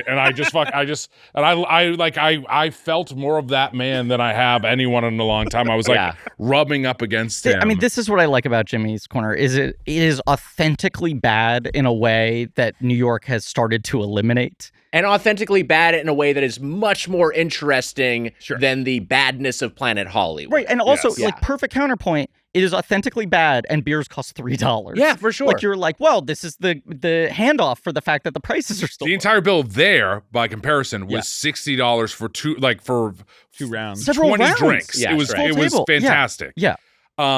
I loved that guy who said bring it in. I love that Yeah. New Yorker. Great guy. 5 forks. 5 forks to that guy. You only get one for the night, but That's 5 today. Yeah. Thank you. I hated my Planet Hollywood experience. It sucked. Mhm. It's the state of Hollywood matches. But here's the thing that's sad to me is that no one cares. Yeah. No one cares no about one's like, Planet hey, Hollywood. save it. Yeah. No one, and you know what they do care about? Sadly, that Netflix fucking Vegas one. That is way more popular. And this is just such a sad state of Hollywood. And I want Hollywood to be good. And I like the idea of a fun Planet Hollywood. Totally. If it was a thing where we're sitting at the table where it's the Riddler's outfit from Batman Forever or Return. Yeah. Which one was it? Batman Forever. Yeah. Like I would love it. I would be very happy to go to a place like that was schlocky and stupid. Yeah. In our fucking current Instagram obsessed culture, For sure. wouldn't that have more weight than ever to be like, I can go to a fucking restaurant when I'm visiting New York City and get a bunch of photos of me next to shit? Especially if you're using contemporary IP. Yes. Oh, like, what do we Have, need like, to do? Do we Again, stuff, you guys like are basically Barbie like, stuff. it should be crass and bad, but like in a way that makes sense. Exactly, right. What do we need? The Rizzler's sock or something? What do we have to do to get the fuck? What type of thing do we need? Do you know Robert Earl's son has started a restaurant called the TikTok Cafe? Yes, Robert Earl's fail Oh son is my heavily God. It's called involved the in his Breakfast business. Club, but it's meant to be a TikTok Cafe. He's a big part of the virtual dining concepts, which is the one that does, again, just Celebrity Ghost Kitchen. Movies are Fucking still the terrible. best, you fucking idiots. Yeah, movies are the Anyways, only great. good thing. Movies Yeah. are- Love Movies are one of the only good. Maybe the only good thing. One of the only good things. And this is the other bad thing about this. I'm in this restaurant. I hear Mission Impossible is just okay. After the Tatum news, after the Celtics lose, after the food fucking poisoning, after I'm fucking have a cold sweat, Mission Impossible is just okay. Maybe you'll love it. You might like it. I'm not gonna love it. It ends I think you strong. might love it. Unlike Planet Hollywood. They are so much nicer to movies. By the time this is out, you'll have seen it. And also, like, Mission Impossible, them taking a big swing with the last Mission Impossible, that's a thing to root for. And I do root for all Mission Impossibles, Yeah. but you know what saves it, Wags? What's that? The friends around you. Wow. There you go. And my friends were there, and I was having a great time. Gabrus, Ben, Anna Maria, Marika, who took 5 bites of food, all of you guys. True. Maybe if we saw a little bit of Friends stuff, I'd be That even would've been happier. great. One of my That'd be favorite great. movies. But I because of that reason, I had a great. Shut up. Because of that, back to One Fork. Because of that reason, I had a great time. There you go. And and that's why it gets 1 fork. I also had a great time with my friends, but that is completely unrelated to the experience of Planet Hollywood. The food was execrable, and the actual dining experience was unremarkable to, I would just say, like, unpleasant. Like, it was unpleasant that's a good way to to the put it. eyes and ears. I found it, like, kind of annoying how omnipresent the video feed and the music was. Like, I didn't find any of it like transporting me to another place. I just found like it was like kind of jarring and unsettling and made it harder to have a conversation with the people I want to spend time with. The food, I could not say enough about how awful the food was. This is one of the worst dining experiences in recent memory. It's really fucking bad. Was the food worse than Chuck E. Cheese? I'd say probably yeah. I think it was 100%. It was aiming higher too, right? It was Chuck E. aiming Cheese is like, higher. we're giving you It's aiming pizza. higher. It has alcohol, which I guess is an advantage, but everything else about it is just like I'd rather eat food from Chuck E. Cheese's. I Yeah. agree. And I don't know. I mean, this is clearly a one fork experience. Do I want to go even lower? I think I probably do. I think this is a 0 forker. Oh my I think God. 0 forks for Planet Hollywood. No one needs to go here. Broken Plate Club. It's not even worth go. It's in the Broken Plate Club. It's not even going worth once just to tick off the box of like, oh yeah, I went to the Planet Hollywood reboot. Don't even bother. Here's sucks. what I'll say. Go upstairs, get one of those margaritas from JJ and say hi to Vinny and JJ and get yourself maybe the LA lasagna or something for an app. Get some sort of app. You'd be fine. Maybe just sit at the bar and have a drink. Maybe don't sit even at the get bar and any have a food. drink. But why? But to what end? What are you getting out of the atmosphere? I agree with you. It Nothing. sucks. Don't It bother. sucks. Just don't Yeah. even fucking go. It sucks. It sucks. Griff, fuck you. We're not getting mad at each other. It's his fault. That's what I'm telling you. I love you, Griff. I love that we went here. I think it was a good experience. I think it's really funny that we went.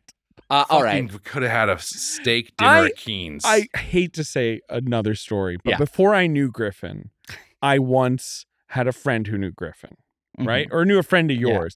And my friend was like, I have to go to Applebee's tonight. And I was like, why? In Harlem In in Harlem? February. Like, we live in Brooklyn.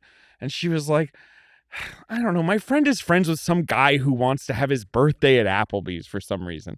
I relayed that story years later, and it was you that she was talking about. And the way Sims told me was he heard that story and he was like, I can't even picture the guy Yeah. who would make his friends do this on a February weeknight. Right. And then when he realized it was me, he was like, you are the one You are person. And that is We're what happened friends. last night. That's why we were there. Yeah. Look, it's not a sadistic streak. No. But I do think it is funny to have these experiences. Well, that I does sound agree. like sadism, but okay. This was the absolutely good, the right call for the podcast. I don't Thank regret you. that we went.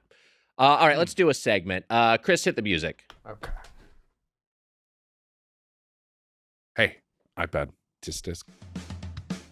Frank check with Mitchell and Weiger.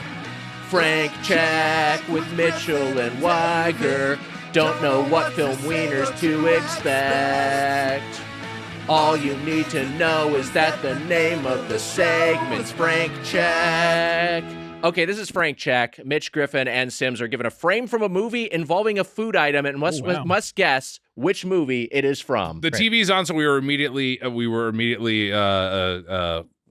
seeing a preview of Crapopolis. We were seeing a preview of Crapopolis, but I was distracted. I couldn't think of the word distracted as soon as the TV came on. Yeah. But so many shows that just seem fake. What all the knives?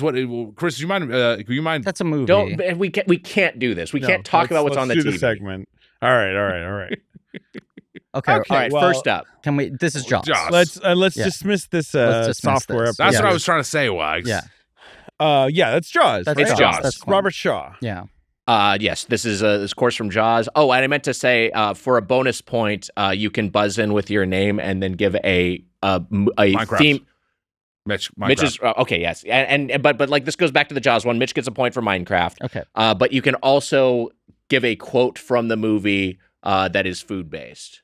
Chicken jockey. Pretty good. Yeah, I'll give you an extra point. Yeah. Pretty good. Well earned. Well earned. Really good. Really good. Really good. Wow. All right, next up. Wait. With Jaws, do we all get a point for Jaws? Yeah, everyone gets a point for Jaws. Hold on. Just give me a fucking second here. Okay. David. Griffin. Hold on. Oh, I was too late, but I know it. This is going great. Hold on, everyone wait. Okay, hold on. David has 1. Griffin has 1. Jesus Christ. Mitch has 2. Can one of us say a food quote from Jaws? Yes, that's what I was going to say, is that if you want to say a food quote from Jaws, that you have that we can start. Everyone has the opportunity to do a food quote from Jaws. Okay. So, should we start? Yeah. Well, I'm pointing at Griff. Okay, first. I'll start. Yeah. I'll catch that fish for you. Pretty good. Fuck. I don't have any food quotes from Jaws. I was going to say, like, we're going to need a bigger, like, sandwich. I can we do can that? just make up Yeah, a if quote. you want. We can I make don't know. up a What are the quote. rules of this game? We're gonna need a bigger sandwich. All right. Hell yeah. Sims gets a point. Point of the bank there. All right, my turn? Yeah. We're going to need a bigger pizza. Whoa! Okay. Can I change mine? Yeah. Dun dun dun dun dun dun dumplings. All right. Next one is up. There's a black and white David, still. I think you lost a point. I don't think that's a quote. I heard Sims. Eraserhead. This is from Eraserhead. I knew that as well. But yeah, I'm not sure I know a food quote from Eraserhead. In heaven, everything is food. I was gonna say in heaven, everything is fried. There you go. That's good. Griffin gets a point. Next up. This Wow, is this pretty is a interesting black one. frame. Okay, there's Philly. Mitch. We have an American cake. Oh, wait, I don't know it. American flag cake. Like cake. David. I thought I did know it. Is this from The Deer Hunter? It is not from The Deer Hunter. What is this? This is a more recent film. Okay. I was going to say Mitch, and I was going to say Phantom Thread, but It's not Phantom Thread. Is this from Lee Daniels the Butler? No, this is not from Lee Daniels the Butler, though you're close in terms of it being a presidential movie. This is from 2024's The Apprentice, Mitch. which I loved. Yeah. Right. All right, next up. None of us can do a food quote on that one. Yeah, let's just say someone has to get it right to do a food quote. Okay. Fine. Okay. Next up, Mitch. we have a charred pizza. Yeah, very charred. I heard Mitch. No, it's not what I thought it was. It looks like a Nightmare on Elm Street movie. Do you want to just take a guess? Nightmare on Elm Street 5? Not 5. 4. David. Fuck. Sims? 3? Nightmare on Elm Street Not 3? 3. Nightmare on Elm Street 4. Mitch. I'll let Griffin guess. Nightmare on Elm Street 6? It's not 6. Mitch gets a point. It is Nightmare on Elm Street 4. Okay, that's a Dream Child? The Dream Master. Dream Master. Dream Child is 5. Yeah. 5. Yeah. Okay, yeah. Can I do one? Yeah. Because it's a pizza. The slice is right, bitch. There you go. Give yourself a point. There you Yeah. go. Okay, I get a point. Next up, another horror movie.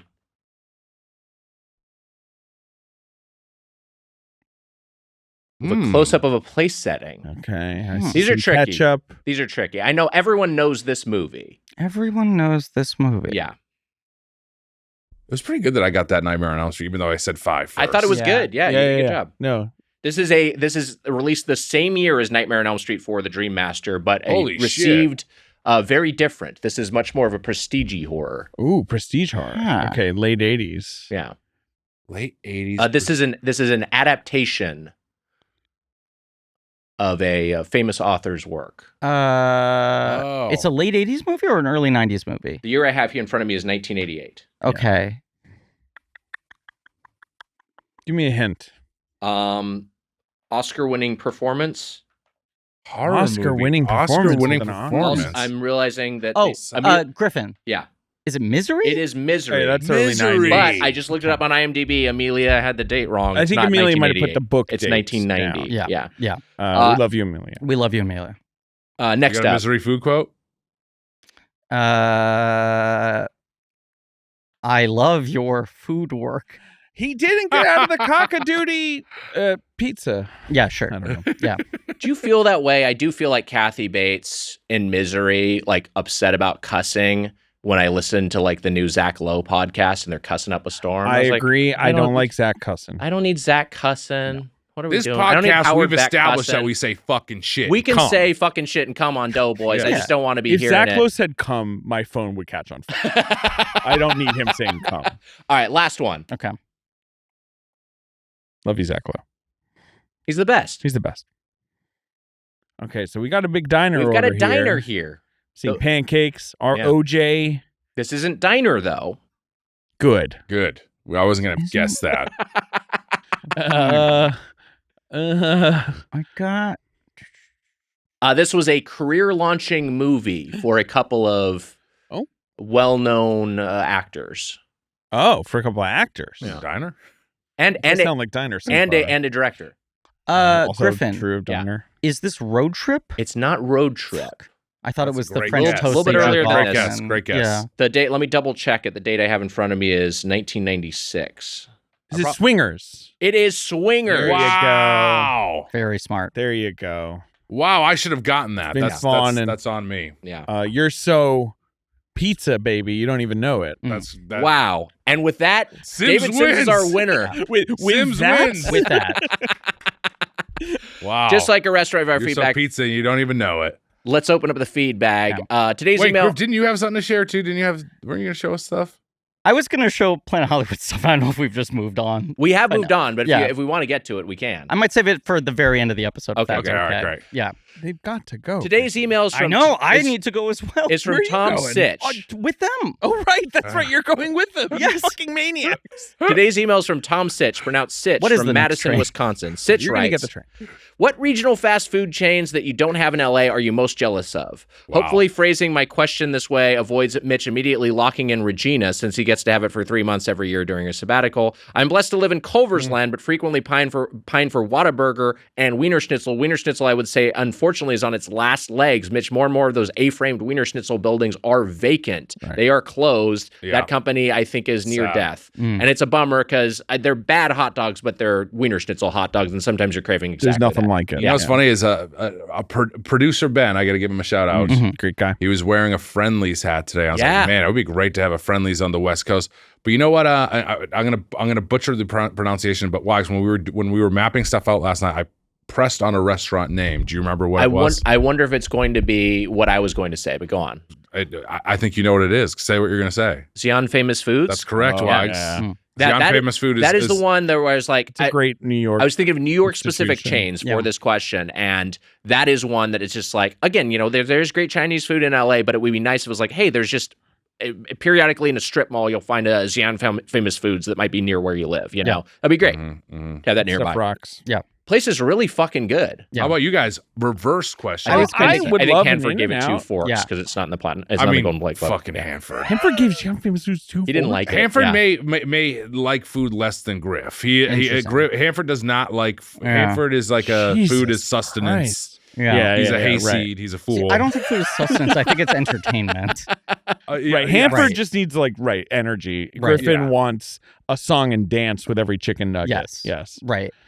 No, In-N-Out's the obvious answer that comes to mind. It's also not a New York LA flip, but I gotta say, I recently have come more and more onto your side of Nando's being Yes. one of Well, the Nando's greatest Oh, is man. the thing chains I want missing the in New most. York I've never City. had Nando's. So Nando's it's is my favorite fast food chain. It's the one Yeah. I've always wanted to do with you boys the most, and I would go to DC and do it with you someday or whatever. But I have these babies who we are had, great. we had the opportunity to do Nando's, and instead we're doing some dog shit. Good. I was like, first off, Sims wants to do Nando's. Save Sims. Also, you gotta save it for Sims. But like, also, we would have to do it at the DC live show. There's nothing about that says DC. Sure. Yeah, it's true. It's just kind of like that. There weirdly are some in DC. Yes, right. It's not like really the a only DC place chain. in the States. Yeah. No, Chicago has Nando's, weird. and then Toronto has Nando's. Okay. Can I also sadly say my mom called me? I told Wags this, and she asked me to not talk about masturbating in the Boston show. I've never heard her say the word masturbating before, but she's like, please don't talk about masturbating in the Boston live show. Wow. So this is another thing that's going on during this. I cannot talk about. But now you're definitely gonna, right? Because like it's no like way I Inception. can't It's in your talk head. about it. It's incepted into my head. Yeah. He's gonna make fun of my hog or something. It's gonna happen. I mean, it's already happened at this point. Wagger, just hold up a picture of a shower. Did you say you can't talk about it or you can't do it? I can't talk about. I did a radio interview in Boston. I think I brought up masturbating, and she was listening. So I think that didn't help. From elsewhere in the North America, the one continent I've spent time on, I would also say A&W Canada. I love Culver's. Culver's already mentioned, but if A&W Canada is so good, and if A&W America was as good as A&W Canada, and there were A&Ws right in LA, that would be great. I'd love it. Great answer. Comet Ping Pong, too, is the other one. If you have a question or comment about the world of chain restaurants, you can email us at feedbag@birdfuck.com or leave us a voicemail at 830-GODO. That's 830-463-6844. Our producer is Emma Erdbrink. Our associate producer is Amelia Marino. Our supervising video producer is Casey Donahue. Our video editor is Mike Dorfman. A special thanks to guest engineer Chris for helping us out today. Chris. Appreciate it so much, Chris. Sorry that you had to listen to us for almost 3 hours. This is fucking bad. Doughboys apparel, merchandise, you can get that at kinshipgoods.com/doughboys, and the Doughboys Double, our weekly bonus episode, plus our entire pre-2018 back catalog is at patreon.com. Including our 10-year merch now. I think it's available. Wow. Griff, we have to let Griff show the thing before we go. Yeah, let's do that. So I don't even know if you want to show this to your listeners, but this is one of the only reasons I gave this 1 star. Okay, great. Is because the last time I went there, the first time I went, rather, it was so inedible that I have to give them 1 fork, rather, for improvement. Right. This might be the single nastiest looking food item I have ever had in my life, and my standards are low as hell. And were you with anyone or were you alone? I went on Valentine's Day with my girlfriend. Oh my God. How does she put up with bless her. She's a classy lady. Oh my God. What the fuck is this? They had a $20 prefix Valentine's Day meal. And it says a lot about why she's dating me, that she thought it would be funny to go. Yeah, I mean, God bless her. They served salad without dressing, and this was the piece of meat I had. This is like a prime rib, right? Yeah. That's what they called it. This looks like What's a really going on poor down at the bottom there? Like it's this sort of like vegetable assortment. Yeah, and then there's kind of some jammed tinsel, right? Yeah, some edible tinsel. Really strange garnish with like edible flowers. I like that marbling on the top, though. Can you zoom in on the top there? Look at that nice. Look at that nice. Yeah, great marbling. That thing definitely it's like was a statue near of David. That's one of those things where, like, if you see this, oh God, the zoom in. I mean, it looks like a really cheap slab, and also it doesn't look properly cooked. Their commitment to undercooking is impressive. Yeah. Hey, look, it's fine. I'll do a rare prime rib, but if it's good meat. This is the thing. This just looks like this speaks like to all the corner cutting that this place is. Also, this also looks like it speaks because it's still alive. When we were walking out of the restaurant, they handed my lovely girlfriend Sarah a single rose, unwrapped, and said "Happy Valentine's Day," and she grabbed it and immediately went, "Oh, there are thorns." There it is. And I went, "That's a pretty fucking good metaphor." What else? What other pictures we got here? I think I just took a picture of the prefix Valentine's Day menu itself and the check, possibly. Oh, right. $158. The cocktails oh my God, were very expensive. Oh, you got the blood orange margaritas then too. But technically, it was $30 a person for the food. Wow. For a 3-course meal. $30. $30. What else is there? How is the cheesecake brulee? Okay. Okay. I'll say this: the other 2 items were not edible. Oh, good. The appetizer and the entree. The dessert was. And after this, you took us there. After this, I went one more time and then said, I really think I'm going to make the case for why we should do an episode. So mad at you. All right, we got to go. Yeah. Yep. Griffin Newman, David 1 Sims. star for Hollywood. Blank Check with Griffin and David. People should check out the podcast. We'll feel free to plug away. If you like this shit. Yeah. I mean, sorry, you guys are great, but if you like our shit. Let's spoil it. We're right now. I don't know when this episode's coming out, but we're probably This will be coming out at the end of May. Okay, Doing the Coen Brothers. Yeah, we're finishing up Amy Heckerling, moving on to the Coen Brothers, and you guys just yesterday recorded a Hudsucker episode with us. Had a great time. It was a lovely time. It's been good. It's been lovely. Very short. It's been so fun to spend see time with you guys. Yeah. It's really It's the awesome. best. I don't get to see you guys IRL. It's really cool. We had a Lot of blast. fun. It was a lot of fun. Last night sucked in some ways, but it was Most great. ways. Yeah. I do feel like I've gained the Doughboys 15 in the last 48 hours. Like not sleeping well. It's good to know clammy. that when we end up with COVID on this trip, it's good to know that we got it in New York at the bar you took us to. So thank you for that, Griffin.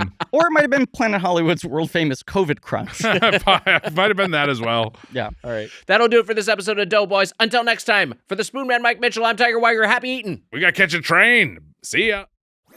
That was a Headgum podcast.